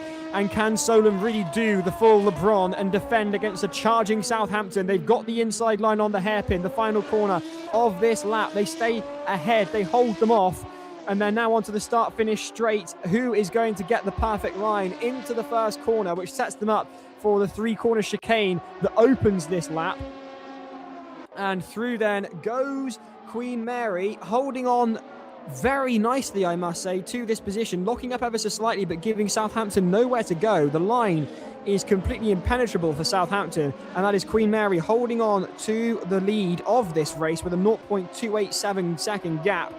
In fact, that's opened up since we first started talking about this moment of drama between the two front runners. Behind them, the gap has opened to 21 seconds between Southampton and NCME. These two drivers, Southampton and Queen Mary, in an absolute league of their own. Southampton trying to find a way around, looking to the outside of Queen Mary. They can't find it there. Are they going to try for the switchback? I'm not sure, but they are holding it right on the apex of the corners, using every inch of track and making their car incredibly wide, are Queen Mary, and that's meant that Southampton have to back off just a little bit. They're trying to brake later, but it's not going to be any helpful when, of course, Queen Mary are dominating the line. There's nowhere to go unless they go offline. They're just going to lose pace there. So Southampton having to contend with sticking behind a flame-spurting Queen Mary as the gap opens up to 0.35 seconds. Looking to the outside, look, not trying to find a way. They just can't find a way through. There's no room there for manoeuvring. Another lap stuck in second behind Queen Mary for Southampton. Rather similar to the championship proceedings. Incredibly close, but just no way through currently. Southampton struggling here, Jess. At least having to be patient. Whether they're struggling or not might be a little bit dramatic, but certainly Vigo, meanwhile, going through on NCME. We knew that NCME were struggling. The gap was ever increasing between Southampton and NCME, and Vigo have capitalised on it. I think Vigo's just having a good race still so far. There's show some levels of, I think, there's some races where they performed not so great, and then there's some races where they performed really well. And this is a race where they performed well. I'm not 100% Monty, I can hear you with there. that one, Jess. If Vigo on a 3-pit stop, then actually they're risking not even finishing 5th at the moment, because if they've still got one more pit stop to do, I was hoping they'd be much further up the road. That is a good point, Monty. They're on mediums. Exactly. Yeah. So they're probably going to be another 30 seconds down the road once they make their final pit stop, which I anticipate in the next few laps. Having said that, but NTME have also just come into the pits for their second pit stop. So yeah, it'll be interesting to see where them and Vigo finish this race. We knew they had to pit at some point, NCME. The question was always a case of when. In for their second stop, and they've chosen now, and I can see the logic behind that. It's a case then of having to reel in everybody else. Now, bear in mind, every driver ahead of them has really yet to pit. That's Vigo, that's Southampton, and that's Queen Mary, all of whom are on the medium tyre. So this could pay off in NCME. They just need to make sure that those tyres last to the checkered flag. They didn't quite last time out, hence the lock-up into the final hairpin and the loss of position to Leicester. Leicester nowhere to be seen in this instance. They're down in 12th. Hull's alumni in 7th place now in the pits alongside York's A and De Montfort, who have just dropped by into the pit lane. Meanwhile, here's Southampton steadily chugging behind Queen Mary. They've backed off and the gap is now 0.4 seconds.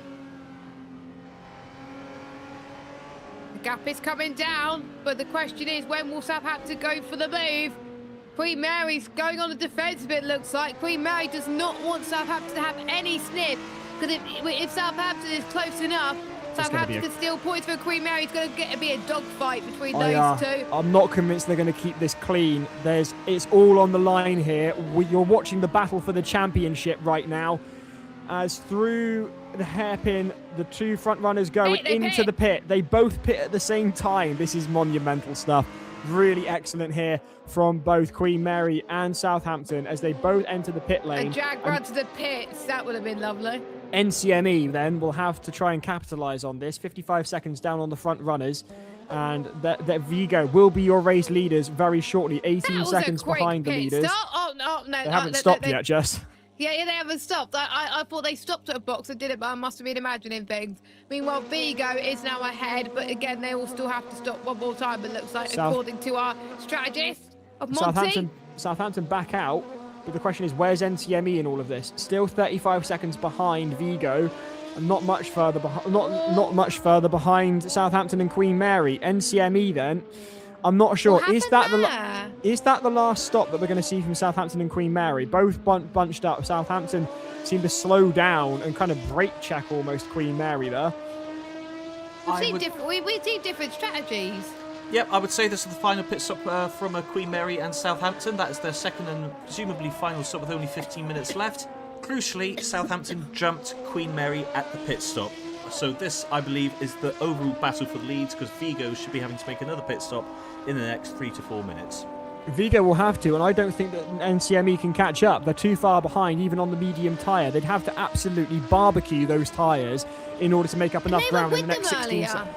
In fact, they need to be averaging about 2 seconds a lap, 2 seconds a minute, sorry, according to my calculations.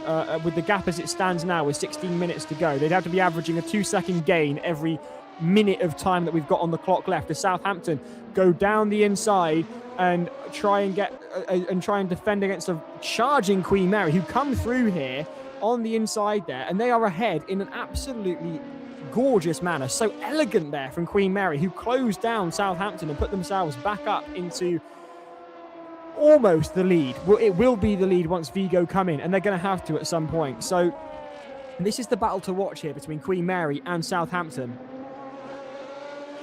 Watch this space. This could be the championship decider, pretty much, joking, because we've got one more round at Williams Sim Racing, which you can catch on. I'm trying to remember the date at the top of my head because I'm absolutely rubbish with dates. July 14th is the finals at Williams Sim Racing, and of course, me and Giles will be commentating that one with Monty, your eyes and ears in the pit lane. It's going to be a lot of fun. We're going to be there. We hope you're going to be online watching, and we hope all these teams will be at Williams. No excuses. We've had people travel as far as Spain and Aberdeen last season. So if these drivers can make the trip, so could the other universities. Just saying. I don't disagree with the word you've just said there, Jess. I really can't. 11 seconds between Queen Mary and Vigo. It won't be enough. The pit window is too long for that to make any sort of difference. NCME have just posted the fastest lap. They really are on the charge here. But it's a 24-second gap between themselves and Southampton. And that gap hasn't dropped in the way it should have done in the past 2 minutes. Unfortunately, I don't think NCME have got it in them. We're going to see a second race winner in this race, and it's going to go between Queen Mary and Southampton. Only 1 second, 0.2, I think, between those two drivers there as Vigo goes through here. I'll also retract my statement from earlier because I did not realise that Munster still had to pit. So now with that in mind, actually, Vigo, with another pit stop to go, I reckon it's going to be a very close battle for the final podium between NCME and Vigo. Oh, watch this space. Watch this space. Grab your popcorn. Who's going to win this race? Who's going to get onto the podium? And we know with Queen Mary and Southampton, they're fighting for every result they can get. Meanwhile, Aberdeen is fighting with Exeter's A-team. Exeter's A-team cuts to the inside in towards the start-finish straight. Lovely battle from the team on the far end of the country in Scotland, and the team at the other end in Exeter. Not quite at the further end of the country because that's Cornwall, but still, beside my point, Aberdeen passes Exeter up into 12th place, but Exeter's not going to see this line down. Indeed, Aberdeen managing to just stay ahead. Chapman behind the wheel for them, but the team from the southwest of England really are reeling them in. And it's going to be a question of Scotland versus England here. One would hope that it's a different result to the rugby. Dear oh dear. I don't know whether you watched the Six Nations. Shut up, Giles. Well, shutting up. My dad supports Wales in the rugby, mainly because he's a quarter Welsh. So that's why I'm an 8 Welsh. So NCME then, how far behind the leaders are they at the moment? We're just waiting for that lap time to fade. 26 seconds. It has dropped between them and the leaders. So that's only 5 seconds between NCME and Vigo. And this is going to be really quite interesting now. Who and where are this is exciting stuff. I just don't think NCME have got it in them. I don't think NCME have got it in them to catch up. 20 seconds between Vigo and Southampton. So as I was saying earlier, Queen Mary versus Southampton is the battle to watch. But I do wonder whether perhaps NCME with their foot down might be able to reel in Vigo. Meanwhile, Exeter have finally got through on Aberdeen. Can they make it stick is the question. I believe they can. That gap is 1.6 seconds, nearly 2 seconds between Exeter and Aberdeen. So rather excellent stuff there. York, meanwhile, trying to get through on the Spaniards of UCLM. Definitely haven't been calling them Italians for years. Definitely shouldn't buy an Atlas. York's alumni then trying to get UCLM out of the way, but UCLM having none of it, maintaining position and streaking away. The gap opening up then. We're talking of gaps opening. The gap between Queen Mary and Southampton has opened up to 1.97 seconds. Down the hairpin goes the alumni of York, but not close enough to make a move on UCLM.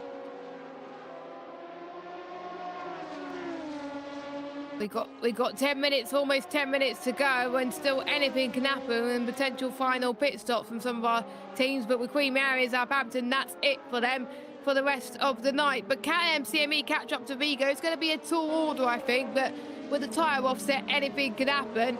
As I was trying to see Queen Mary's last lap time now, but it's quite close between the pair of them. But it's a nice sunny day in Sepang in Malaysia, as we got Glasgow's A team trying to fight for the top 10. It's going to be a tall order, but anything can happen there. Strathclyde A team, they're down in 17th, not the race they would have wanted. De Montfort, not the race they would have wanted. They were down in the top 5 earlier, but now they dropped down to 10th, and they're not happy with that. But they still got plenty of positions to gain, maybe between them and York A. It's far from over there. Most interestingly, Milk Scottish has commented, and I'm absolutely staggered by this comment. I never saw it coming at all. Do you know what McScottish has commented? Scotland forever! In capital letters, yes. Hence why I shouted it. McScottish, if you're still there, just let us know. If you combine the Welsh flag with a kilt, could you call it a wilt? We'd like to know. Oh my God. Meanwhile, leading the race is Queen Mary, Southampton in second, Vigo in third, NCME in fourth, and into the pits come Leicester. They started on the front row. In fact, they started in pole position, and currently they are into the pits and losing what was 8th. York have already gone through on them. De Montfort will be hoping to do the same, as will University of Glasgow. So the question is, how quickly can Leicester get back out there, and can they reel them back in? Yes, De Montfort and Glasgow both go through. Exeter's A team could even go through, and this would put UOL outside of the top 10. Leicester, what's gone on here? What has happened in this second race? They've lost a chunk of time. And here comes Exeter down the start-finish straight. Unless Exeter come in for a pit stop, we're going to see a rather interesting exchange on the pit exit. No, they haven't pitted of Exeter. Exeter will be right there with them. Leicester out ahead, and they've got enough gap to be feeling comfortable and heave a sigh of relief. Exeter not quite close enough to relegate Leicester into the top, outside of the top 10. 3.2 seconds now between Southampton and Queen Mary. Queen Mary opening up the barrier between themselves and their title rivals. Defending champions Queen Mary leading. Exeter, meanwhile, hunting down Leicester. And here is Aberdeen in 12th, with UCLM following through in 14th and 15th. It's York A. Oakland, USM and Kingston battling it out here. Yeah, it's nice to see Kingston in the top server. To be fair, they're doing a great job there. In 18th, yes, they could have been higher than that, but still, point is point with 7 minutes to go. That is a bit too deep for Kingston. That could allow Vermilion to try and capitalise on that, but that's not going to work out there. The gap now between Queen Mary and Southampton, Giles, has increased to 4.2 seconds. Dan is on fire right now, and the last to first challenge could become true. Touch wood. I think it might well do, but then again, it won't stand as a race win simply because he's got that percentage deduction to apply, unfortunately, as a one-driver entry and a consistent one-driver entry, which is rather unfortunate. Meanwhile, Vermilion here are making a go of just keeping out of it as Kingston and Strathclyde duke it out. Vermilion waiting in the wings, hoping for a positive result, to say the least. And Vermilion go back through then on Strathclyde. And Strathclyde relegated out of the hunting there. Kingston and Vermilion going through on Strathclyde, who will have to contend with, unfortunately, what that looks to me to be 18th position. Here, meanwhile, is UCLM under pressure from York's alumni. So let me rephrase. That is UCLM, yes. York's alumni coming into the pits come UCLM. York's alumni now fighting it out with... Who is that? Is that... hang on, is that Queen... That is Queen Mary. That's Queen Mary. York alumni being lapped. Yeah. Out of the way. Nicely done. No problems. The gap, meanwhile, look at how massive that gap is now. It was less than a second earlier. It's now 4.8. It's going to be less than that with that lockup. A little bit, but what's that? Like, yeah, 1/10 of a second there between, because of that lockup, and it's right back up there immediately. Southampton just can't catch up to Queen Mary unless they're trying to save their tyres for a last-minute lunge, but they're going to have to reel in 4.8 seconds worth of a gap in 6 minutes. I think they might want to start thinking about getting a shimmy on if I was them. UCLM and, of course, Oaksland battling it out there. And through goes NCME on Munster. Munster Technological University is doing quite well as well in 5th place. The team from Ireland, and that we'll see if they can do something special when we go to, of course, Williams. I was going to say Silverstone, but that's after Williams, for goodness sake, Jess. You can tell it's getting late and it's almost the end of the day with 5 minutes left to go, of course, but this race seems to be a lot quieter in terms of action compared to the first one. Yeah, just a bit. It's a whole lot calmer, and well, between you and I, Jess, I'm quite pleased about that, because that first race was absolutely mad, and 2 of those back to back on a Saturday evening would be, well, I think it would spend both of us. Meanwhile, here's Glasgow then, and now Glasgow are hunting down De Montfort with. Ahead of, in between them is one of the back markers, I think. I think that might, is that IUT there?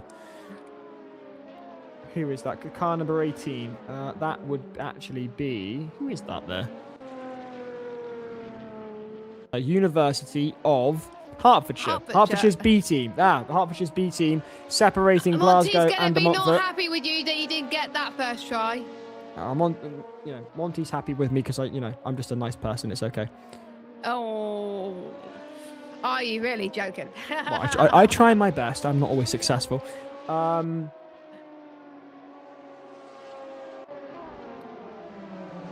We do have though some lapped cars to contend with. As oh no, it's Exeter's B team fighting with the Turkish University for P22 at the moment, and it's hard to tell from the timing monitors again. The gap's increased once more to Queen Mary in Southampton, and we're up by another second. It seems to me that Queen Mary seems to be managing their tyres really, really well, but we do have Sussex fighting with UCLM, and we've got Strathclyde in as well. It's hard to tell because everyone from 13th down is a lap down, so we can't really see the gaps, unfortunately, but they're starting to go... Hertfordshire's B team disconnected. Just gone like that, vanished off the face of the earth. The DNF then for Hertfordshire's B team, quite tragic then for them. Also quite tragic for IUT, as that means that they are unfortunately put down into last place, which I'm sure they were hoping not to finish in, but well, actually no, they were still in last place even if Hertfordshire's B team hadn't have DNF'd, excuse me. Meanwhile then, 6 seconds between Southampton and Queen Mary. This is Queen Mary's late race to lose now. We're certainly out on track when the points are rounded up and the percentage differences are applied. It will all change, I must say. There you are then. They've got to get past Exeter's B team. Do Queen Mary, shouldn't be a problem. Southampton then in second. Vigo in third. Vigo in third. NCME in fourth. Munster in fifth. Hull's alumni in 6th, Biscaya in 7th, York in 8th, 9th is De Montfort, and 10th is Glasgow. Could someone put a penny in my meter? I'm beginning to feel the strain here, let alone these drivers. They've been lapping. I mean, look at Dan Solent, right? He's been 2 hours of racing, wheel-to-wheel racing. How's he doing it? Magic. I don't know how he's not losing concentration, but to be fair, he does this quite a lot. He's used to it, and he's got that experience as well. And I'm interested to find out his strategy when we speak to him a little bit later on, as Luckily, the Exeter team moves out the way just for Queen Mary, and Queen Mary just could just bring it home, just play it safe, just manage the tyres. That they're not going to have a threat behind them, because Southampton, they got a gap. Vigo, I think they got a gap as well. So we got our top three, we got our top four pretty much. It's just the action just died down a little bit. But if you want to see more action after this race, we've got some plenty of good action at Williams and in a few months' time. But the gaps come down. I think Queen Mary are just saving the tyres now, because they just don't want to have some issues at the end. I will be honest with you, Jess, with the commanding lead that Queen Mary have assembled and having held on to their tyres with 1 minute 20 on the clock, I would just lift and coast at this point. I wouldn't invite any drama. I wouldn't try and break any lap records. I would just ease it home and just save as much fuel as possible and let the tyres breathe. Yeah, I think so as well, because otherwise, if you push every lap, then your tyres are going to be gone, and it's better to save a few laps than push for the whole of the race and then end up winning it on the final lap. We've got 55 seconds to go, by the way. Where's Queen Mary on the track? How many more laps have we got left of this race? One more. It'll be one more to go after they cross the line. So yeah, they'll be on the final lap shortly. I must say, it's really interesting, just generally speaking, and I appreciate this isn't the most riveting moment of conversation we've had on the commentary tonight, but how you can have two races on the same track with the same cars, different drivers, and they'll be completely of course. different. Exactly. It just completely changes the dynamic, and it just goes to show that it's just a matter of kismet almost. And I'm getting tired.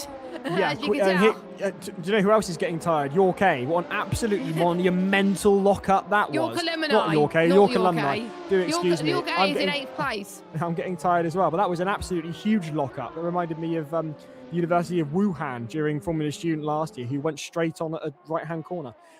Meanwhile, I remember that university. I loved them. Queen Mary leading then 6.2 seconds between themselves and Southampton. An absolutely monumental drive for a driver who's been behind the wheel for the full 2 hours. He will have to suffer the indignity of a deduction of points for a consistent single driver entry, but when the driving's been this impeccable, it's a loss worth taking. They're still going to gain quite a few points anyway, because it's only 95%. Precisely. I do think, though, it depends on the way the engineering challenges go, but I do wonder whether perhaps Southampton might take the lead of the championship following these results with that 95% applied. Yeah, they will. We'll have to see what the results of the engineering challenges are, so do stay with us for those full results. Here through the last few corners, Queen Mary coming through. Just got to keep it on the tarmac. No funny business, please. Queen Mary, I imagine, already celebrating, and why not, with a 6.1 gap between themselves and their championship rivals. They've done all they can to maintain their championship lead.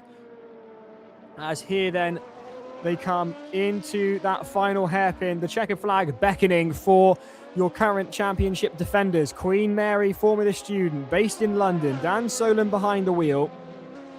Here is the final corner to go. Southampton 6.1 seconds behind. Vigo another 10 seconds behind them.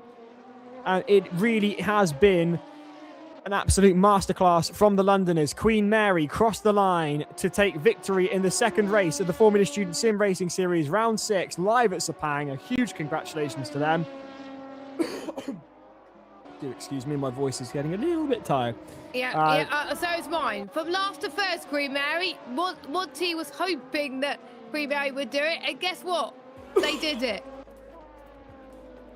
Jess, could you take over for a second? I need a drink. Yeah, no worries. I'll go through the rest of the order. That's fine. Vigo crossed the line in third. A great podium from them. Bolton. What could it be from then? A story of two halves, really. They will fight for the win in race 1, struggled in race 2, but they're still going to get a decent amount of points from it. Munster. It's Munster. I thought it was going to be quite close between Munster, to be fair, but they win just a battle of their own, really. The clean race. Hull's Alumni team, massive shout out to them. They're getting one of my teams of the night for race 2. 6th place for them. Great job from them. Of course, their Hull A team is not here, but at least Hull's Alumni team is here with a few more corners to go. Bizkaya will finish. I may as well go through the rest of the order now because I don't think it's going to change much. Bizkaya will finish in 7th. York A 8th, De Montfort 9th, and Leicester, they were started on pole. They can only manage 10th, and Glasgow A in 11th, and the rest of the order, well, you can see it on your screen, but the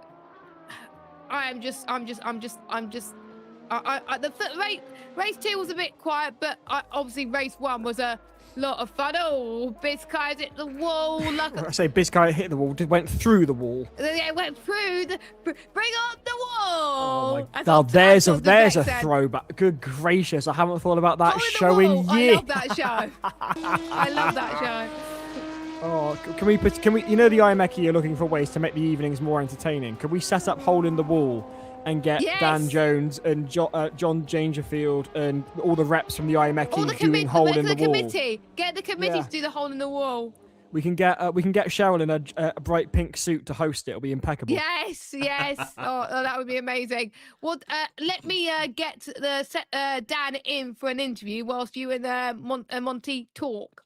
It was quite quiet, that second race, by comparison to the first, but unfortunately, how are you supposed to follow the absolute high drama of the first? So, nonetheless, it was an interesting one, and it could have gone different ways, but the strategies worked for some and it didn't for others. I'm interested to know what NCME were trying to accomplish by changing onto the mediums initially, because I'm not convinced that they started on the mediums in the last race, and they came second in that last one, so it didn't quite work then. Also, Lester, if you could let us know what on earth happened to you, that would be great, because, I mean, I'm gutted for you, but like, what on earth was that? What happened there? Yeah, that was unfortunate to see what happened with Hugo Ward there. Just looked like he was struggling for pace throughout, but he managed to at least get back into the top 10 in the end, so at least he managed to get a good haul of points from there. I should point out, when I say all of this, I'm saying this with the caveat that everybody is doing better than I could. I mean, Same. I would have been at the back. You say this, Jess. I can guarantee you do better. I mean, my grandmother, blindfolded, could do better than me, and she hasn't got a driving license. Well, yeah, I could beat you, Giles, and that's it. Yeah. So...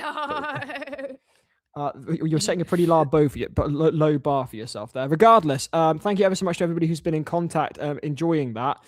We've had this in from Spook 6mm saying, well done, everyone. Top quality racing, better than the current F1. Enware says that was really fun. Really enjoy this format. And Daniel Letard says there were quite a few stints, quite a few incidents lower down in the earlier stints. Well, I'm sure the scrutineers, the marshals, and the stewards will be looking into all of those. I bet they're really looking forward to spending the first week of May going over all of that. I'm sure they're rubbing their hands together at the thought. Big up to those guys that make all of this possible, because bear in mind, we just rock up, stick a microphone into our laptops and talk about it for a couple of hours. They're the ones that put the blood, sweat and tears into it, alongside Monty, of course. So big up to them. Thank you for their time and energy. Meanwhile, Dan, turn your head to the right, mate. We're just getting Dan in for an interview, and he's currently looking the wrong way. Rotate 90 degrees to the right. Don't worry. He's not on the show yet. He's still got time to set up. He's setting up. There he is. Bloody hell, Giles. It's fine. Rotate. Oh, he's gonna move the camera. I appreciate you can't all see this. It's like a radio show for you, but I'm used to radio. You join me on Express Radio on the 3rd of May between 2 o'clock and 4 o'clock in the afternoon. Cheeky plug. Cheeky plug. Thank you, Giles. Just reading the chat there, I see Daniel Littard's also put a message in there for me. Also loving that Monty's got another racing video in the background. Not just any video. Thank you very much, sir. It is Go on. Me. Yes. Me. Woo! Racing at Silverstone. If we're going to talk about shameless self-promotion, well then, yeah, I've got to do it as well. Sorry about that. Well, I got nothing to promote, so I'm just leaving it there. So, Matty C says, think University of Leicester tried a big undercut and didn't work as we were battling with them. Fair play. I mean, you got to try everything and leave it all on the track, to be completely honest. Exactly. Now, Mr. Daniel, can you hear us, sir?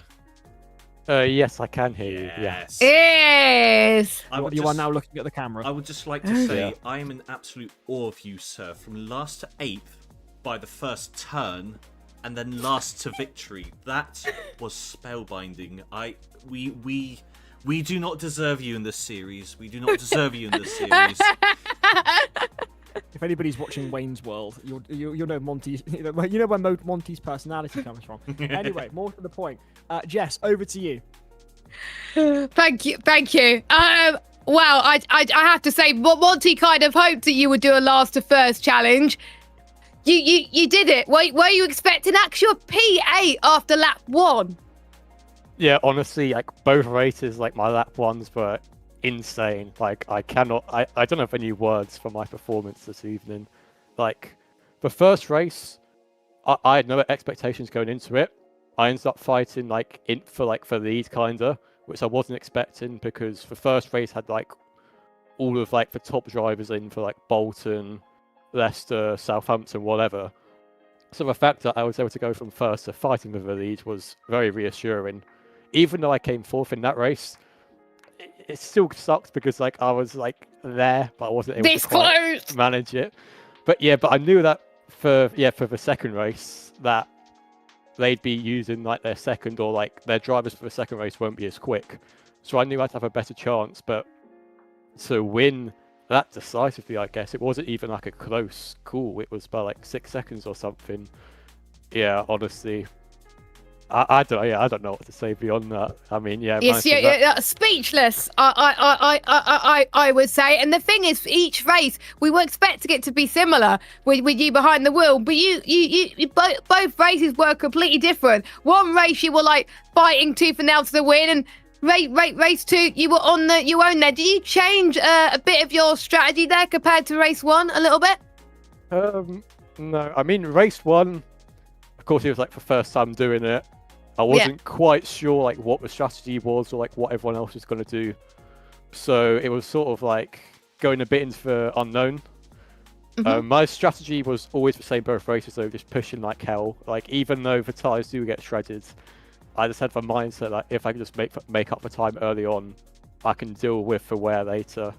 And that works for me in race 2 because by the time the wear sort of set in the last stint, I was already 5 seconds in the lead, so it didn't really matter too much.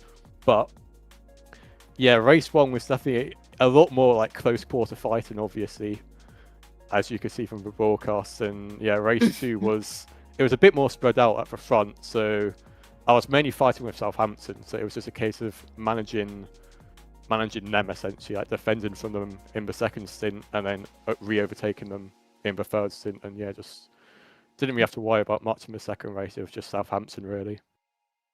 Yeah, because they're your close rivals in the championship pretty much as well. So you were looking in. Were you surprised that you pulled that gap? Were you surprised that Southampton didn't close in? I mean, I don't know because of course, like I wasn't expecting to lead by such a margin at the end. I'll be honest. Like going into the second race, I knew coming off the first race that I could fight for the win, but yeah, I didn't know exactly how much slower or quicker the drive in the second race would be compared to the first, obviously, because they hadn't really done too many laps on the practice server that I could have used to gauge their pace. So yeah, it was kind of, I didn't quite know what to expect from Southampton's second race, but yeah, it worked out in the end, Yeah, it worked out 2 brilliant results, a great last reverse victory. Obviously, we're Williams next time out. You won the championship last season.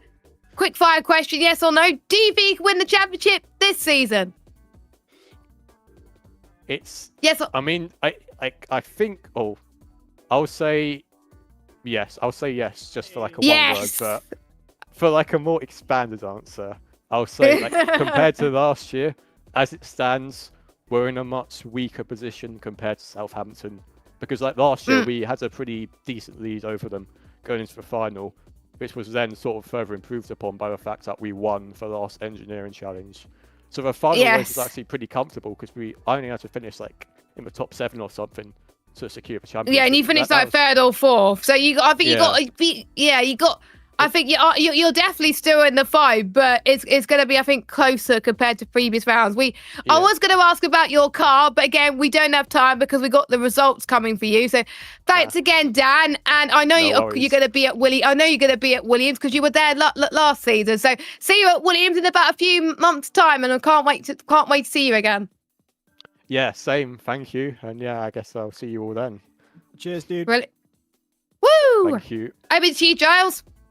Well, I think that lays down the gauntlet for Southampton, don't you? I think that's rather nice fighting talk that sets us up very nicely for the final round at Williams eSports in July. So make sure you're tuned in for that. There will be a full day's worth of sim racing, and you can catch all the live coverage right here on the iMechie Formula Student YouTube channel. So make sure you subscribe and hit the bell for notifications. Also head over to the Formula Student online YouTube channel where you can subscribe and also hit the bell for notifications and see a lot of what we get up to when we're not doing the sim racing. Monty, I'm really intrigued to see where we are with the results both for this race and the overall standings. Have we got... Go. Yeah. We've got a lot to go through here. So we'll do the results. We've also got Engineering Challenge number 4. And then yes, we've got that as well to disclose. And then we will see what the overall standings are like going and then I can have some food. Yes, you can then go and have some food, Jess. So, right, let's move the page over. Here we go. So, who do you guys reckon has won tonight overall? Southampton. Yeah, it's got to be Southampton. You reckon Southampton? Right, let's have a nose. I'll be amazed if Queen Mary do it. It is. Yes, I was right. By 104. Quite close. Right? Wasn't it just? It's interesting. As Monty does some maths in the background. I do some maths in the background. Queen Mary should have won that. I think they scored 105 or 106 points, but 95%, that's 99.9 points for them. So that knocks them down to third. University of Southampton are our victors for tonight, with NCME Racing just 2 points behind on 102. Queen Mary on 99.9, and Vigo still there with 97 Brilliant. points. Wasn't that close? Leicester, fair play, topsy-turvy evening for them, but still in 5th on 93 points. De Montfort, they'll be proud with that, I reckon. 6th position, 76 points. With York, still a massive gap. Yes, true, still a massive gap, but still for them, that is still a good haul of points. So I still reckon that they'll be quite proud with that one. York in 7th on 74. Then we've got Basque Country in 8th, Biscaya, beg your pardon, on 68. Glasgow on 66. And Munster, good showing from them as well, in 10th on 61. Vermilion, I believe that is their best result to date as well, with 11th. It is. Aberdeen, Kingston, York Alumni, Strathclyde, Castlemanca, Sussex, Exeter. Oaklands are in the top 20, so congrats to them as well. Yay, brilliant! And really, if you just to say, if you're from Oaklands or you're a parent of someone from Oaklands, can you seriously, hats off to them and give a real pat on the back. They've done themselves so proud tonight, and 100%. They really deserve all the love. They were so proud over the last few. I was impressed with them when they were at TT Assen a couple of weeks, about a month ago. So in fact, give them a cider or a beer. No, they can't. They're not old enough. They're 16 and 17. Yes, Giles, they're 16. Nudge, we cannot endorse. We cannot endorse. No, we don't endorse it. Having drink. Retract that statement, Giles. Retracted. There you go. Thank you very much. Anything. Thank you. Very good. Anyway, right. So that's our results. Right. Let's move on. This is what I want to see, because obviously Queen Mary should have won that, but didn't, as we've established. So what could change all of this is the engineering challenges. Yes, indeed. So they've lost 4.1 points, and I think it was about a 4-point difference between them going into this race. So they're basically 0.1 of a point difference as it stands. Engineering challenge. Right, here we go. So what was it this time, Monty? So, end of the 4th challenge. The judges have decided the winner this time is Queen's University Belfast, with Vigo 2nd. Southampton, look at that, 3rds with 50 points. Glasgow, Hertfordshire, Castlemanca, Queen Mary only in 7th, so that's another 12 points they have lost to Southampton there, with Exeter 8th, Sussex 9th, and Leicester 10th. What that does for the engineering challenge, it means that Belfast now take the lead with 209 points. Oh my God! Glasgow still there in 2nd on 203, Exeter on 192, and Vigo on 184. So that I got a prediction. Go on. I think Glasgow are going to win the engineering challenge overall. Well, if they do, that will be a 4th year in a row for them to win it overall. Yeah, so, and they only won one round. Yeah, well, so far, yes, but they've never been under the top 4, I believe. So they're relentlessly consistent. Yeah, that's my prediction. I think they're going to win another engineering challenge overall. That's my prediction. Yep, no, that's completely fair. We will have to wait and see how they do with the final challenge there. So what this means, guys, is basically all the points they have earned in their race, plus what you are seeing here as their engineering challenge totals, is what makes their current standings, which means we leave round 6 and we'll be heading into Williams with the standings looking like this provisionally. Wow. University of Southampton on 701 points, Queen Mary University London on 688.9, Vigo on 3rd on 684, with NCME on 590. You can now excluding in a drop round. Yes, so there is still a drop round that we need to contend. You can start to see what happens when you don't submit for the engineering challenges as well. NCME have really fallen far behind now. I think, whilst now mathematically speaking, there's 4 teams going into Williams with a chance of winning this title, all eyes really should be on Southampton, Queen Mary, and Vigo. What's the maximum points you can get? Is there another engineering challenge as well? So what's the maximum points you can get in both the Williams finals and engineering challenge? Yeah, so there's 120 points to score from the final round in the race, plus another 60 points for the engineering challenge. So that's 180 points in theory. Now, as Jess just mentioned, we have a drop score to consider. So basically, whatever points these teams have scored throughout the year, whichever round they have scored worse in, they will reduce that, so take that off their total. So, for example, let's say Southampton have been very consistent throughout the year, and their worst point score is 80 points. Well, that means that's a huge amount. That is a huge amount, because that basically means 180 minus 80, they can score no more than 100 points in the final round. This is that part of the season where suddenly those who've been really consistent may suddenly have to lose more points. If any of these teams have had a bad round, then I'm almost certain Southampton at least had one bad round. They did, though. We know this, but interestingly enough, if they were to have been ridiculously consistent, because they have had it, well, they have been so consistent that they've lost points because of the drop round. It was them that campaigned for it to be introduced into the sim racing series anyway.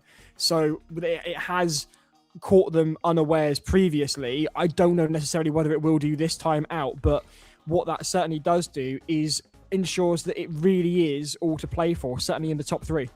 Absolutely. And from the top of my memory, I've got a feeling Queen Mary have had a worse race than tonight. And so, in some ways, with them only scoring 95% of their haul, that could hurt them, because I think they've got to own that penalty, because I think they've had a worse round. They definitely had a worse round. Shall we make our predictions then on who we think is going to win the championship? I tell you what we'll do. We're going to keep it quiet. We're going to send each other our predictions on the WhatsApp group chat that the 3 of us have got. Yep. And we will keep those to ourselves, so that way we're not cursing anyone publicly. And then we'll revisit them at Williams once we know who the winner is. That sounds like a good idea. We could say if anyone got it correct. Yes, exactly that. So sorry, I was just going to say that final round, just as a reminder, guys, is the 14th of July. That will be us hosting it live from Williams Sim Racing Centre in Grove, Oxfordshire. Woo! We cannot wait to be there. They are our title partner, so a huge thank you once again to Williams for allowing the students to come back. It is such a unique opportunity for the students. And as you can see from that video during the FS News, there's a lot of geeking out to be had there. That's 14th of July, which we'll be doing that. And as a reminder to all the teams, this is an invitation to all of you. It's not just the top 10. Anyone who is part of the entry list this year, you are more than welcome to be part of this. We want to see you there in person. Last year, we had teams travelling over from Ireland and Spain. I can tell you right now that IUT based in Bangladesh, have already got their visas sorted, so they're on their way. Yay! So no excuses for those who have an hour's drive to get there. Absolutely none. If they're making the effort, and there's a lot of issues going on in the Gulf just now, which is going to make their travel even harder, and they're still getting there, I can't wait to see the rest of you at Williams. I couldn't have put it better myself. If they can navigate through what's going on out there, and we'll leave that where it is, then honestly, a trip up from, I don't know where you're based, but it's hardly going to be comparable. And we will call you out for it because we're nice like that. So make sure you're tuned in. If you're not competing, but you are invested in the sim racing series, make sure you're tuned in because it will be broadcast live on YouTube. And as we've just established there, we've got some really interesting teams in contention. Southampton, Queen Mary, and Vigo, all within a shout of the championship. Queen Mary defending. Southampton have won it before, but haven't won it for several years, have come close several times. Vigo, always an incredibly exciting team here in the sim racing series. It all comes down to Williams. Make sure you're there for it. It'll be more like we had tonight. An excellent night. Thank you for your company. Thank you to Jess and Monty. I'm going to say goodbye. They're going to say goodbye, and we'll catch you in July. Bye.